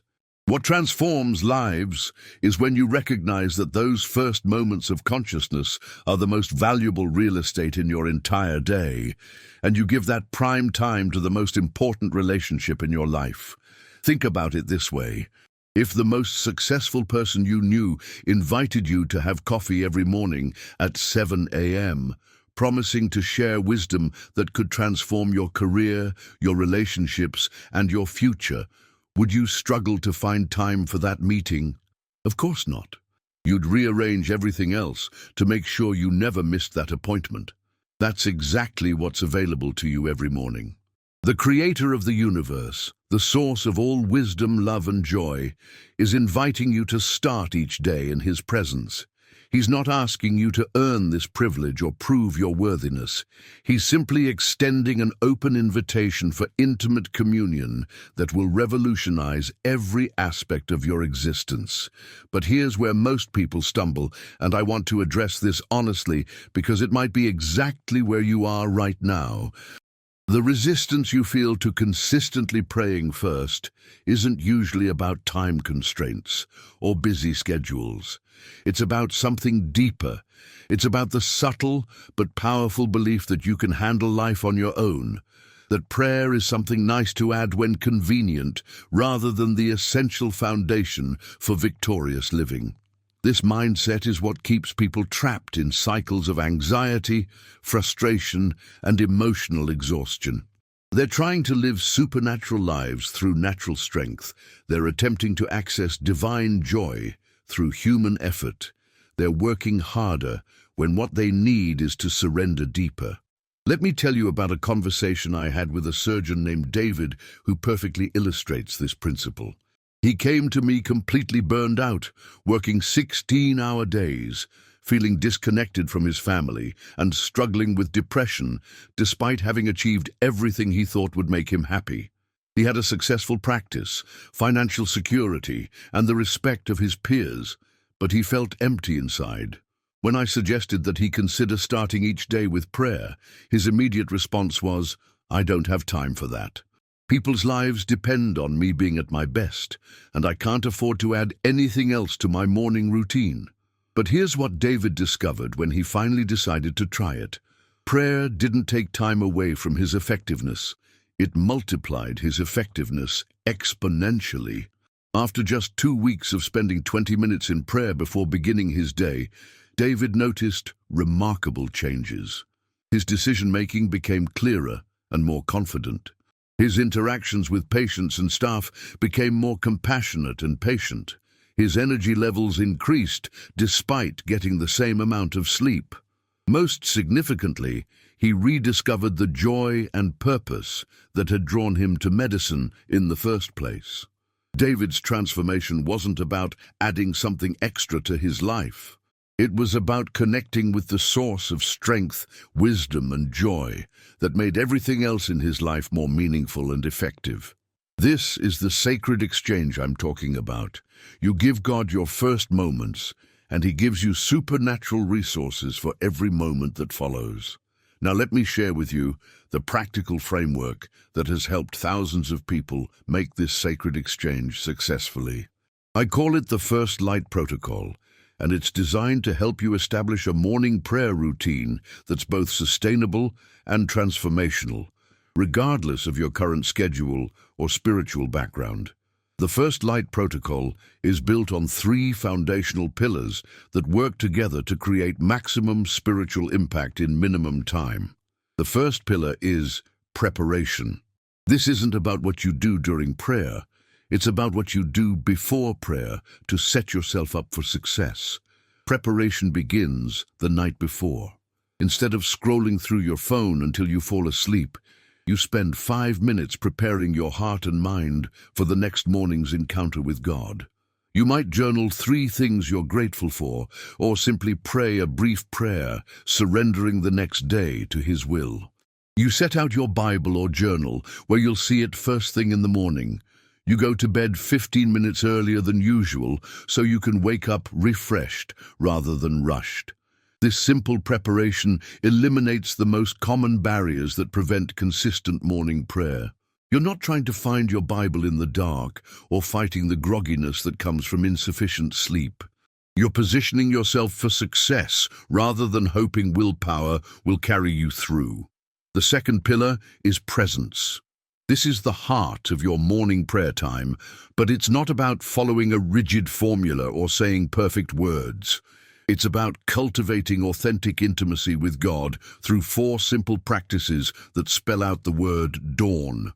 The D stands for draw near. You begin by consciously entering God's presence with reverence and expectation. This might be as simple as saying, "Good morning, Father. I'm here because I need you, and I believe you want to meet with me." You're not trying to work up emotional feelings. You're simply acknowledging the spiritual reality that God is present and eager to commune with you. The A stands for acknowledge. You take a moment to acknowledge who God is and what He's done in your life. This isn't about lengthy theological recitations. It's about honest recognition of His goodness, faithfulness, and love. You might say something like, "God, you are my provider, my protector, my peace. Thank you for the breath in my lungs, the roof over my head, the people who love me."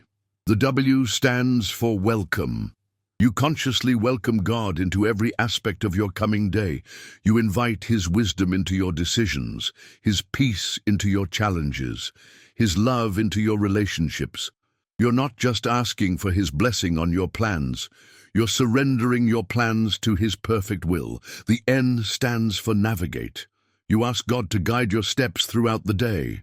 You present specific situations where you need His wisdom, relationships that need His healing touch, decisions that require His direction. You listen for His gentle whisper, not necessarily expecting dramatic revelations, but positioning your heart to receive whatever He wants to communicate. These 4 practices typically take between 10 and 20 minutes, but the beauty is their flexibility. On busy mornings, you might spend 2 minutes on each element. On unhurried mornings, you might linger longer in areas where you sense God's particular leading. The third pillar is persistence. This is where most people fail in developing a transformational prayer life. They start strong for a few days or weeks, then life gets complicated, they miss a few mornings, and they abandon the effort entirely, concluding that they're just not disciplined enough for this kind of spiritual growth. But persistence isn't about perfection, it's about returning. Every time you recognize that you've gotten off track, you simply begin again. No guilt, no self-condemnation, no elaborate resolutions to do better.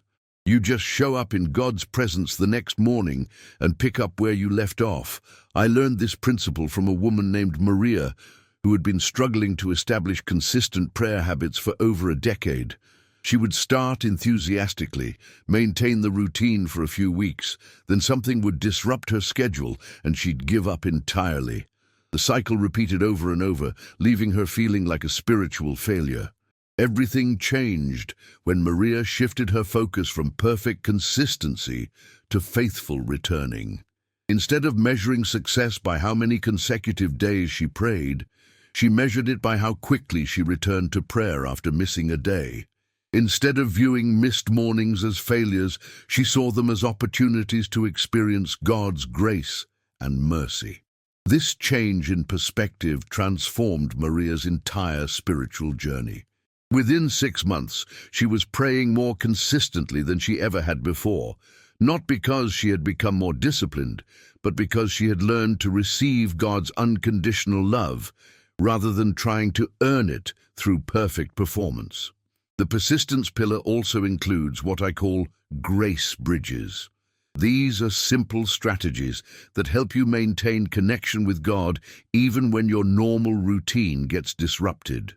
Maybe you're traveling and staying in a hotel. Your grace bridge might be praying in the shower or during your morning commute. Maybe you're dealing with a family crisis that's consuming all your emotional energy. Your grace bridge might be simply whispering, "Help me, Jesus," throughout the day. Grace bridges prevent the all-or-nothing thinking that destroys spiritual momentum. They help you understand that God isn't looking for perfect adherence to a routine. He's looking for a heart that consistently turns toward Him, regardless of circumstances. Now let me address something that might be stirring in your heart as you consider implementing the First Light protocol. You might be thinking, "This sounds wonderful in theory, but you don't understand my situation. My mornings are absolutely chaotic. I have young children who wake up at unpredictable times. My work schedule changes constantly. I'm barely keeping my head above water as it is." I hear you, and I want you to know that some of the most powerful testimonies of prayer transformation I've witnessed have come from people in exactly your situation. The key isn't finding perfect conditions for prayer, it's discovering that God meets you powerfully even in imperfect conditions. Let me tell you about Jessica, a single mother of 3 young children who felt like her life was completely out of control. Her mornings started before dawn with getting kids ready for school, packing lunches, finding lost homework, and managing the constant chaos that comes with parenting. She felt guilty that she wasn't spending time with God, but she literally couldn't see how to fit prayer into her already overwhelming schedule. Jessica's breakthrough came when she stopped trying to create a perfect prayer environment and started inviting God into her existing chaos. Instead of waiting for quiet moments that never came, she began praying while making breakfast. Instead of seeking solitude that wasn't available, she started having conversations with God while folding laundry and driving carpool. What Jessica discovered was revolutionary. God didn't need perfect conditions to transform her life. He met her in the midst of her mess and began bringing supernatural peace to her chaotic mornings. Her children noticed the change in her demeanor. Her stress levels decreased dramatically. Her capacity for joy increased exponentially, not because her circumstances changed, but because she learned to access divine resources in the midst of demanding circumstances. This is what I want you to understand about the First Light protocol. It's not about creating perfect conditions for prayer. It's about recognizing that every moment is an opportunity for connection with God. It's not about adding another burden to your already heavy load. It's about discovering the source of strength that makes every burden lighter. The beauty of letting God's light shine on your day through prayer is that it works regardless of your personality type, your schedule constraints, or your current spiritual maturity level. Whether you're naturally disciplined or chronically disorganized, whether you're a morning person or someone who barely functions before noon, whether you're a new believer or someone who's been walking with God for decades, these principles will transform your experience of daily life.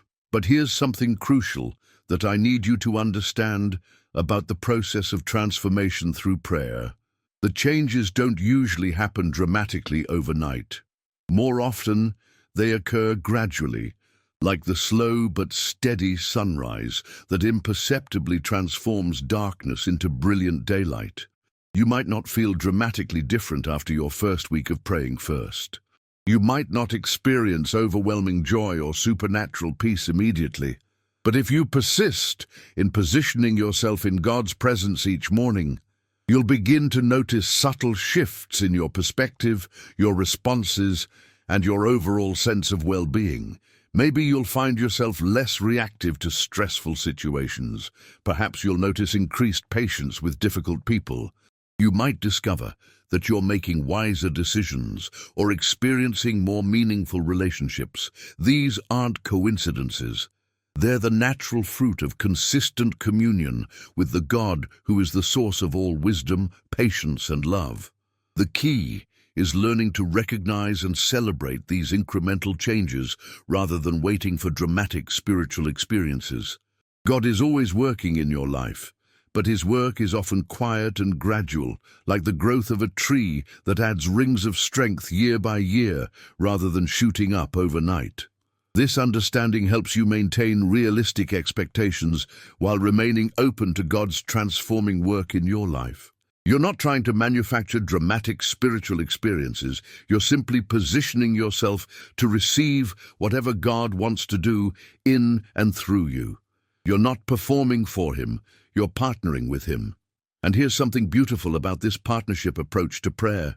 When you stop trying to impress God with your spiritual performance and start simply enjoying his presence, prayer becomes less like work and more like the highlight of your day.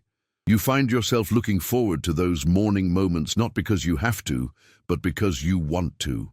This shift from obligation to anticipation is often the turning point that makes prayer a sustainable, life-giving practice rather than another item on your spiritual checklist. When you genuinely enjoy spending time with God, consistency becomes natural rather than forced. When you experience his love, acceptance, and joy during prayer, you naturally want to return to that source of blessing again and again. Let me share with you one more crucial insight about developing this kind of sustainable, joy-filled prayer life. The secret isn't in having perfect prayer times every single day. The secret is in understanding that every encounter with God, no matter how brief or imperfect it might seem, has the potential to be transformational. I learned this lesson from my own experience during a particularly difficult season of my life. I was going through a period of intense stress and emotional struggle, and my prayer times felt dry, distracted, and ineffective. I would sit down to pray with every intention of having a meaningful encounter with God. But my mind would wander, my emotions would feel flat, and I'd walk away feeling like I had wasted my time. During one of these frustrating prayer sessions, I felt like giving up entirely. I was about to close my Bible and abandon my morning prayer routine when I heard something in my spirit that changed everything. It wasn't an audible voice, but it was clearer than any sound I'd ever heard. God whispered to my heart, "I'm not measuring the quality of your prayers. I'm celebrating the consistency of your heart toward me." In that moment, I realized that I had been evaluating my prayer life by the wrong criteria. I was measuring success by how spiritual I felt, how focused my mind was, how eloquent my words sounded. But God was measuring success by something entirely different. He was looking at the posture of my heart, the consistency of my pursuit of him, the faithfulness of my returning to his presence day after day. This revelation transformed my entire approach to prayer. Instead of trying to have perfect prayer times, I focused on having consistent prayer times. Instead of measuring success by emotional highs or spiritual insights, I measured it by faithfulness to show up in God's presence regardless of how I felt. The result was remarkable. As I stopped putting pressure on myself to have perfect encounters with God, I actually began experiencing more meaningful encounters with him. As I released the need to feel spiritual during prayer, I started experiencing genuine spirituality throughout my day. As I focused on consistency rather than intensity, I discovered that God's intensity was more than sufficient to transform my heart and life. This is what I want you to understand as you consider implementing the First Light protocol in your own life. Success isn't measured by perfect execution, it's measured by faithful persistence. Victory isn't determined by emotional experiences, it's determined by consistent positioning of your heart toward God. Every morning that you choose prayer over the immediate demands of your day, you're winning a spiritual victory. Every time you turn toward God, instead of toward your phone, you're making a declaration about what you believe is most important. Every moment you spend in His presence, regardless of how it feels, is a moment that positions you to receive His transforming grace. But let me share with you something that will accelerate your transformation and multiply the joy you experience through prayer. It's the principle of expectancy, and it's based on the biblical truth that God rewards those who diligently seek Him. Expectancy isn't about demanding specific outcomes from God or trying to manipulate Him through prayer. It's about approaching prayer with the confident anticipation that God is eager to bless you, that He has good things prepared for your life, and that He will respond to your sincere pursuit of Him. When you pray with expectancy, you're not just going through religious motions. You're genuinely believing that this conversation with God will make a difference in your day and in your life. You're approaching prayer not as a duty to be fulfilled, but as an opportunity to receive from the God who loves to give good gifts to His children. This expectancy transforms the entire atmosphere of your prayer time. Instead of praying with resignation or routine, you pray with anticipation and faith. Instead of hoping that maybe God will hear you, you know that He's already listening and eager to respond. Instead of wondering if prayer really makes a difference, you approach it with confidence that God is actively working in response to your prayers. But expectancy also includes something that many people overlook. It includes expecting God to work in ways that might be different from what you initially requested. It means trusting that His answers to your prayers will always be better than your original requests, even when they don't look like what you expected. This kind of expectancy keeps you open to receiving God's best rather than limiting Him to your current understanding of what you need. It positions you to be surprised by His goodness rather than disappointed by unmet expectations. It allows you to celebrate His faithfulness even when His responses to your prayers look different from what you anticipated. When you combine the First Light protocol with this spirit of expectancy, something powerful happens in your prayer life. You begin each day not just talking to God, but genuinely expecting Him to meet with you, speak to you, and work in your life throughout the day. This expectancy creates an atmosphere of faith that attracts God's blessing and accelerates the transformation process. Let me paint a picture of what this looks like practically.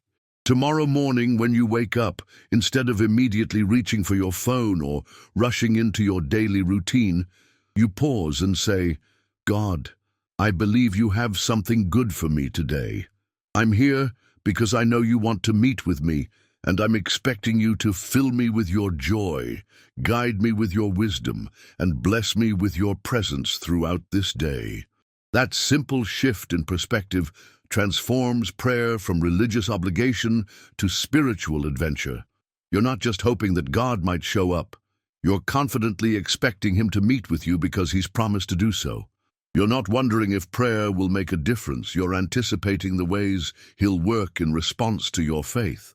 This expectancy doesn't guarantee that every day will be easy, or that every prayer will be answered exactly as you request. But it does guarantee that you'll experience God's presence, receive His grace, and discover His faithfulness in ways that will fill your heart with supernatural joy, regardless of your circumstances. And here's something beautiful about living with this kind of expectancy. It becomes contagious. When you consistently experience God's goodness through prayer, you naturally begin expecting good things throughout your day.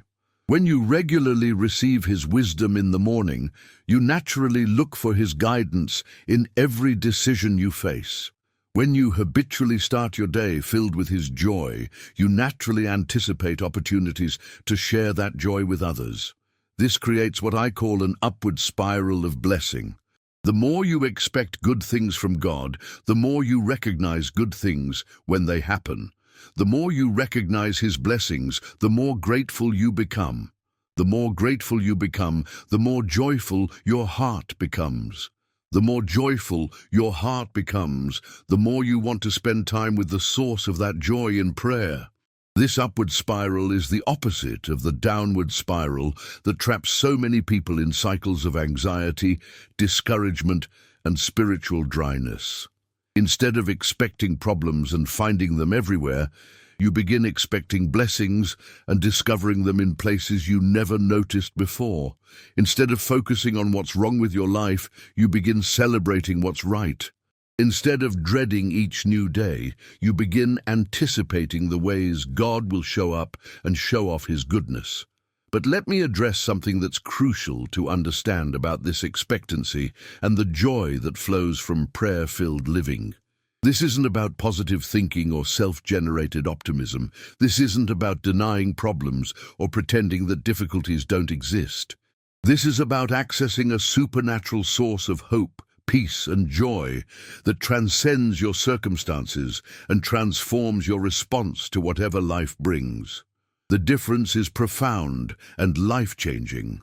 When your joy depends on positive thinking, it crumbles when negative circumstances arise. When your peace is based on favorable conditions, it disappears when storms come. When your hope is rooted in human optimism, it fails when reality doesn't match your expectations. But when your joy flows from intimate communion with the God of all joy, it remains steady, even in difficult times. When your peace comes from relationship with the Prince of Peace, it actually deepens during challenging seasons. When your hope is anchored in the faithfulness of God rather than the predictability of circumstances, it grows stronger through every test and trial. This supernatural source of joy, peace, and hope is what makes the difference between merely surviving life and truly thriving in life. It's what enables some people to radiate contentment even in difficult circumstances, while others struggle to find happiness even when everything is going well. It's the secret that separates those who are defeated by challenges from those who are strengthened by them. And this supernatural resource is available to every person who learns to always pray first and let God's light shine on their day. It's not reserved for super spiritual people or those with perfect lives. It's the inheritance of every believer who chooses to prioritize their relationship with God above everything else, competing for their attention and affection. Your transformation into this kind of joy-filled, peace-saturated, hope-anchored living begins with a simple decision followed by a daily choice. The decision to make prayer your first priority each morning. The daily choice to return to that priority, regardless of how the previous day went or how the current day feels. This is your invitation into a life that most people only dream about but never experience. A life where joy isn't dependent on circumstances, where peace isn't disturbed by problems, where hope isn't shaken by setbacks. A life where you wake up each morning knowing that you're walking hand in hand with the Creator of the universe, partnering with Him in purposes that extend far beyond your personal comfort and happiness. The only question that remains is whether you'll accept this invitation and take the first step tomorrow morning, whether you'll choose to reach toward heaven before you reach toward anything else. Whether you'll discover what happens when you consistently allow God's light to illuminate not just your day, but your entire approach to living. Because here's what I know with absolute certainty after walking alongside thousands of people who have made this choice. The life that's waiting for you on the other side of this decision is more beautiful, more fulfilling, and more joyful than anything you've experienced before. The God who is inviting you into this deeper relationship loves you more than you can comprehend and has plans for your life that exceed your wildest dreams. All He's asking is that you show up consistently in His presence and allow Him to do what He does best, transform ordinary lives into extraordinary testimonies of His goodness, grace, and supernatural joy. Your adventure in prayer-fueled living begins tomorrow morning. The only question is whether you'll be there to experience it. But before we conclude this transformative journey together, I need to share with you something that could either accelerate your breakthrough or become the very thing that keeps you trapped in cycles of spiritual frustration. It's what I call the enemy of the first hour, And understanding this principle could be the difference between experiencing the joy-filled life we've been talking about and remaining stuck in patterns that drain your spiritual vitality. You see, the moment you decide to prioritize prayer and let God's light shine on your day, you're going to encounter resistance that's both predictable and powerful. This resistance doesn't come from external circumstances, though those will certainly try to interfere. The most dangerous opposition comes from within your own mind, and it sounds remarkably reasonable and logical. Tomorrow morning, when your alarm goes off 15 minutes earlier than usual to make space for prayer, your mind will immediately present you with a dozen compelling reasons why you should skip prayer today. You'll remember that important email you forgot to send yesterday. You'll suddenly realize how tired you are and convince yourself that you need those extra 15 minutes of sleep more than you need time with God. You'll think about everything you have to accomplish today and conclude that you simply can't afford to spend time in prayer. This internal dialogue isn't random, it's strategic. The enemy of your soul understands that if he can steal your morning communion with God, he can influence the trajectory of your entire day. He knows that those first precious moments, when your heart is most receptive to heaven's voice, are the most valuable real estate in your entire 24 hours. That's why the battle for your morning is so intense, and why winning that battle is so crucial to your spiritual transformation. Let me tell you about a conversation I had with a business executive named Robert, who perfectly illustrates this principle. Robert had committed to implementing the first light protocol we discussed earlier, and for the first 3 days, he experienced remarkable peace and clarity. His decision-making improved, his stress levels decreased, and he felt more connected to God than he had in years. But on the 4th morning, something shifted. When his alarm went off, Robert's mind immediately flooded with thoughts about a crucial presentation he had later that day. Instead of spending time in prayer, he convinced himself that he needed to use those 15 minutes to review his notes one more time. The presentation went well, which seemed to validate his decision to prioritize work over prayer. The next morning, the same pattern repeated with a different excuse. Then again, the following day. Within a week, Robert had completely abandoned his prayer routine, not because he didn't believe in its importance, but because he had lost the battle for his first moments to seemingly urgent, but ultimately less important priorities. When Robert and I talked about what had happened, he made a profound observation. He said, "I realized that my morning prayer time wasn't just competing with my to-do list, it was competing with my entire approach to life. As long as I believed that my success depended primarily on my own effort and planning, I would always find reasons to prioritize those activities over prayer. This insight gets to the heart of why so many people struggle to maintain consistent prayer lives despite their sincere desire to grow spiritually. They're trying to add prayer to a lifestyle that's fundamentally based on self-reliance, rather than recognizing that prayer isn't an addition to successful living, it's the foundation of successful living. When you truly understand that your connection with God through prayer is the most practical thing you can do for your career, your relationships, your health, and your overall well-being, the decision to pray first stops being a sacrifice and becomes the most logical choice you can make. When you grasp that 15 minutes in God's presence will do more to prepare you for your day than an extra hour of planning or worrying, prayer becomes not just spiritually important, but practically essential. But here's something crucial that will help you win the battle for your morning before it even begins. The victory happens the night before. The decisions you make in the evening determine whether your morning prayer time will be a struggle or a joy. This is what I call the evening setup strategy, and it's one of the most overlooked keys to consistent morning prayer. Your evening setup begins with how you end your day. Instead of scrolling through social media until you fall asleep with your phone in your hand, you create a buffer zone between the day's activities and your rest.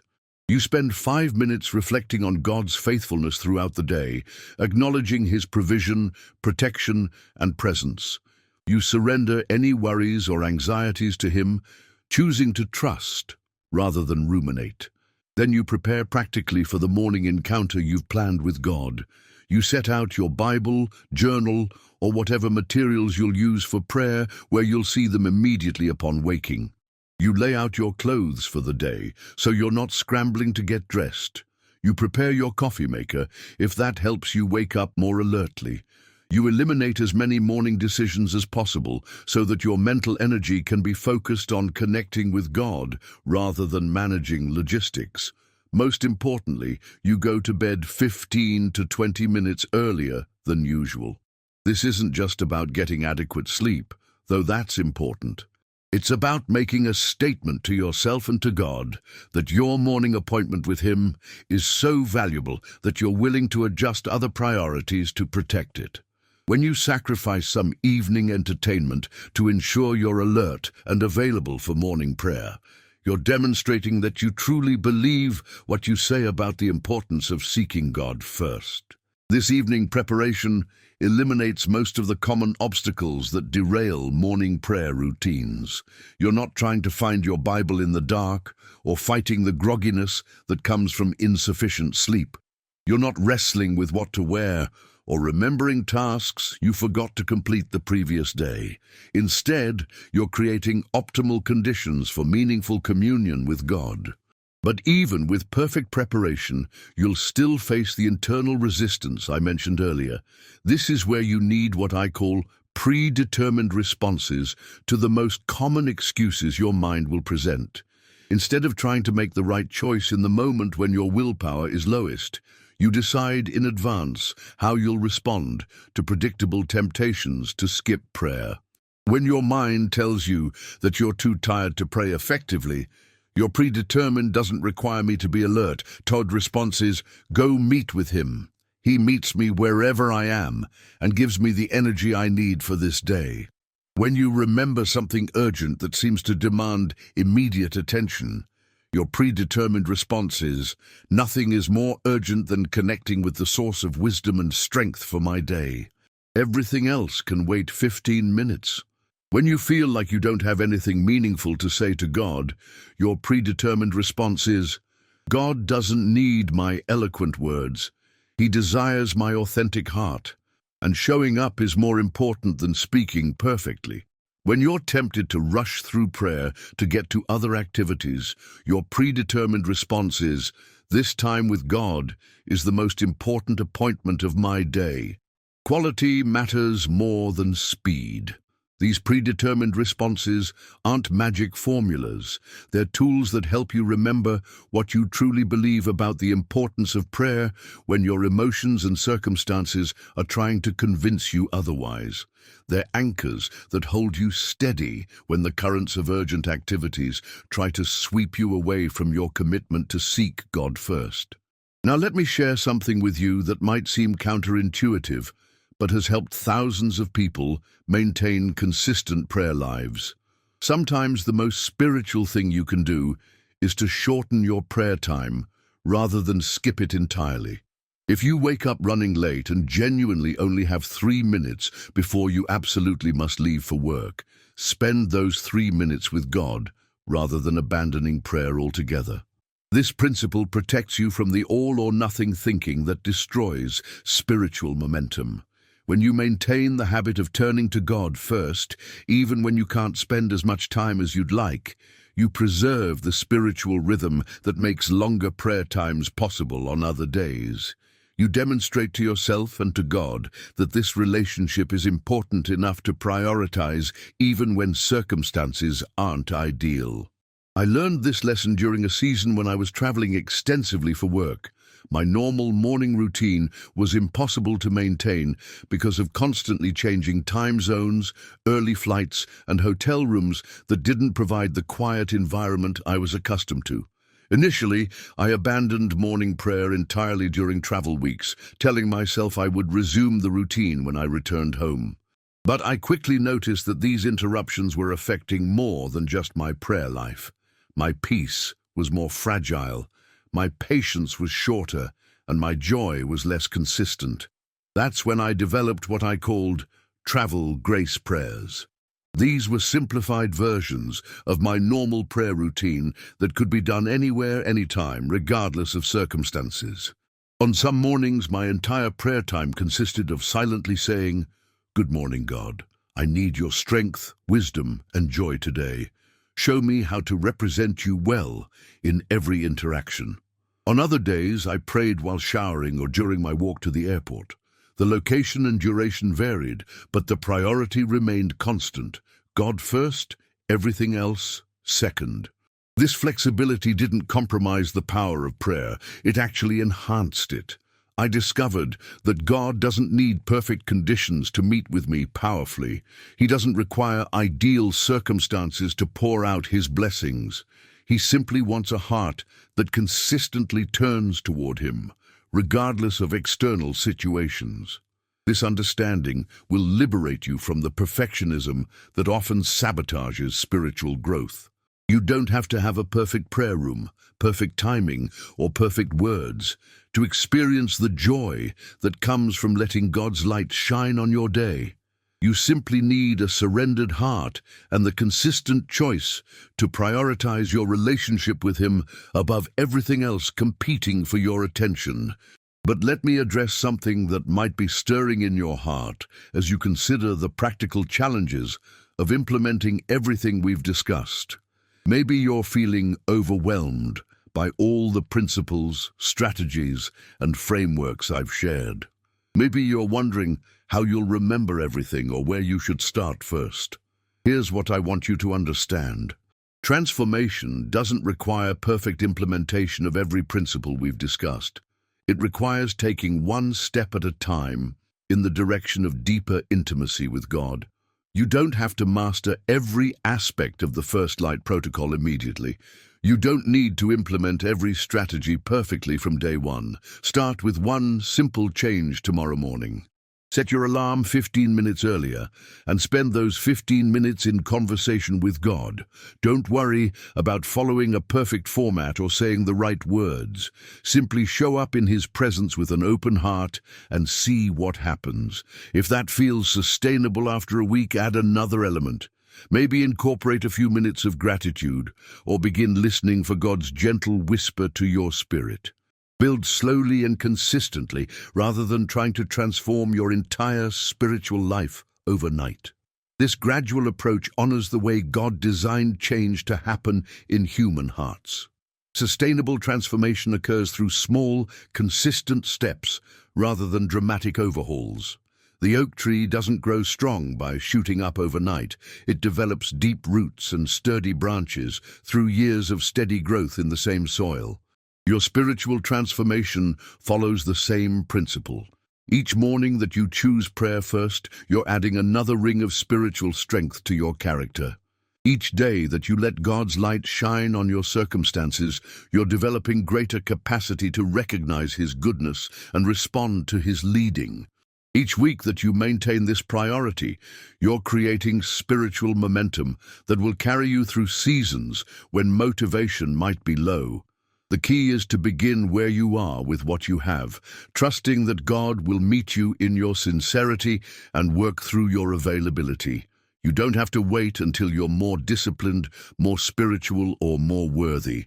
The invitation to experience supernatural joy through prayer is extended to you right now, exactly as you are. And here's something beautiful about God's response to your imperfect but sincere efforts to seek Him first.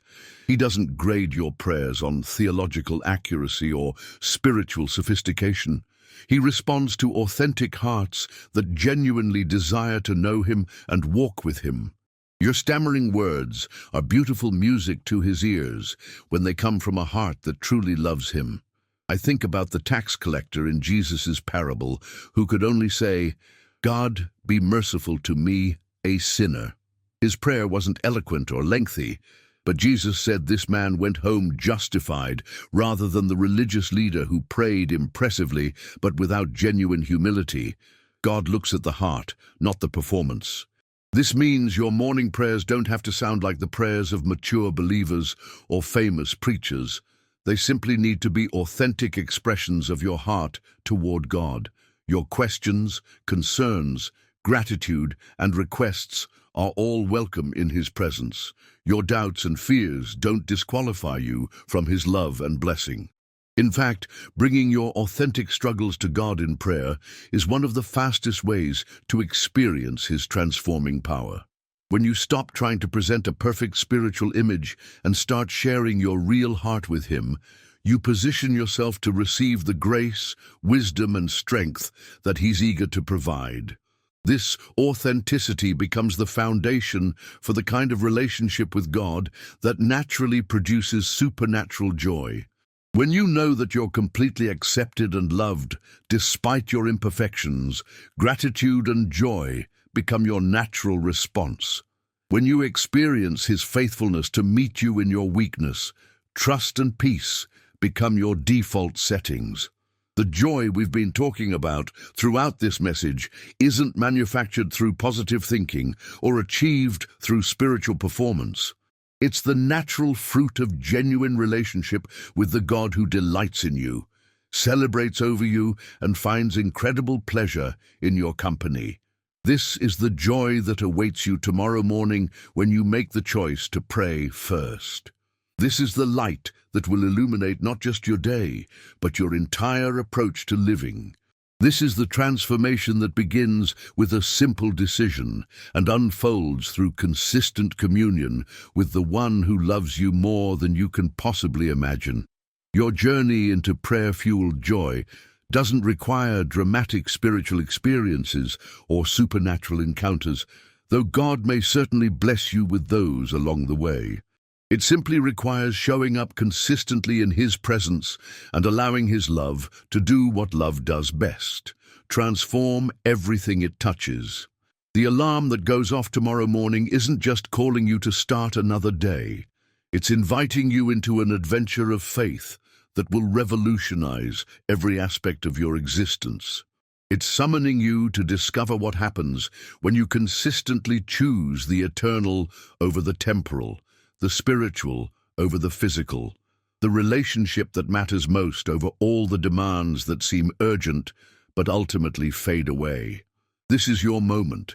This is your invitation. This is the beginning of the joy-filled life that God has been waiting to share with you. The question isn't whether you're ready for this kind of transformation. The question is whether you're willing to take that first step tomorrow morning, reaching toward heaven before you reach toward anything else, because on the other side of that choice lies a life more beautiful, more peaceful, and more joyful than anything you've experienced before. A life where prayer isn't just something you do, but the very foundation of who you are. A life where God's light doesn't just shine on your day, but radiates through you to bless everyone whose path intersects with yours.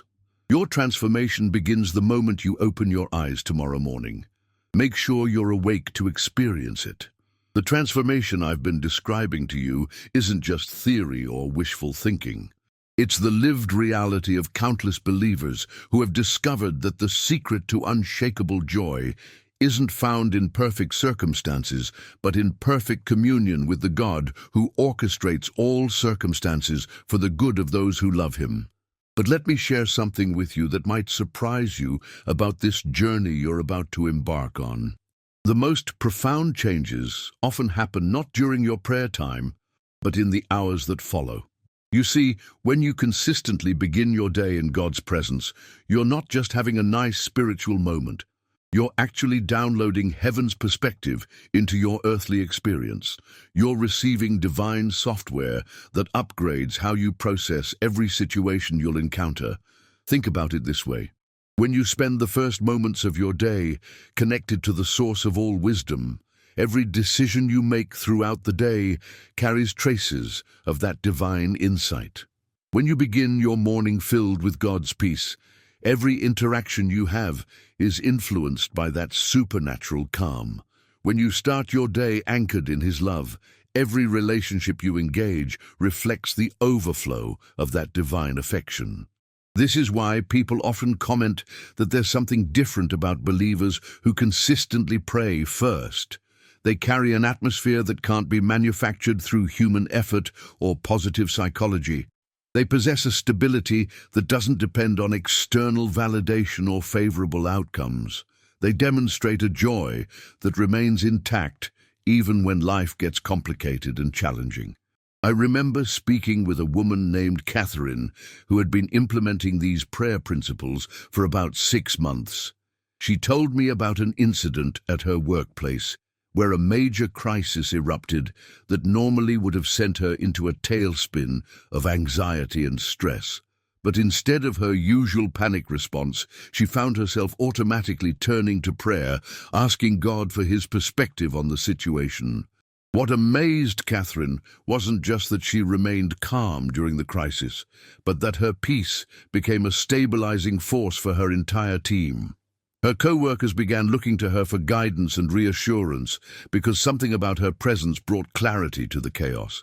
She wasn't trying to be a spiritual leader or attempting to minister to others. She was simply operating from the overflow of her morning communion with God. This is the exponential impact of letting God's light shine on your day. The transformation extends far beyond your personal experience to influence every person whose life intersects with yours. When you're consistently filled with heaven's resources through prayer, you become a conduit of blessing to others without even trying. Your joy becomes contagious, your peace creates calm environments, and your wisdom provides solutions that purely human thinking could never generate. But here's something even more beautiful about this ripple effect of prayer-fueled transformation. The blessings that flow through you to others actually multiply the joy you experience personally. There's something about being used by God to encourage, strengthen, and bless others that creates a feedback loop of supernatural satisfaction that no earthly achievement can match. When you see God use your prayer-transformed life to bring hope to someone who was discouraged, peace to someone who was anxious, or wisdom to someone who was confused, you experience a dimension of joy that touches the deepest parts of your soul. You realize that your morning prayer time wasn't just about receiving God's blessings for yourself, but about positioning yourself to be a blessing to others throughout your day. This understanding revolutionizes your motivation for consistent prayer. You're not just praying because you need God's help, though you certainly do. You're not just seeking his presence because it makes you feel better, though it absolutely will.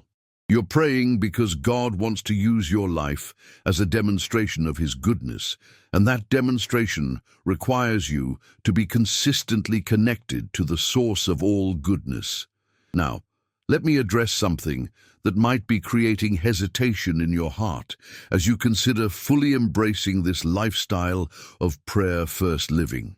Maybe you're concerned about what others will think if you start prioritizing prayer over other morning activities. Perhaps you're worried that family members or roommates will view your new routine as religious extremism or spiritual superiority. Here's what I've learned from thousands of people who have made this transition successfully. The most powerful testimony isn't what you say about your prayer life, it's how your prayer life changes who you are. When your family sees you becoming more patient, more joyful, and more peaceful, they won't question your spiritual practices. They'll want to know your secret. When your friends notice that you're handling stress better and responding to challenges with greater wisdom, they'll be drawn to whatever is creating that transformation in your life. The goal isn't to become conspicuously religious or to make others feel guilty about their spiritual habits.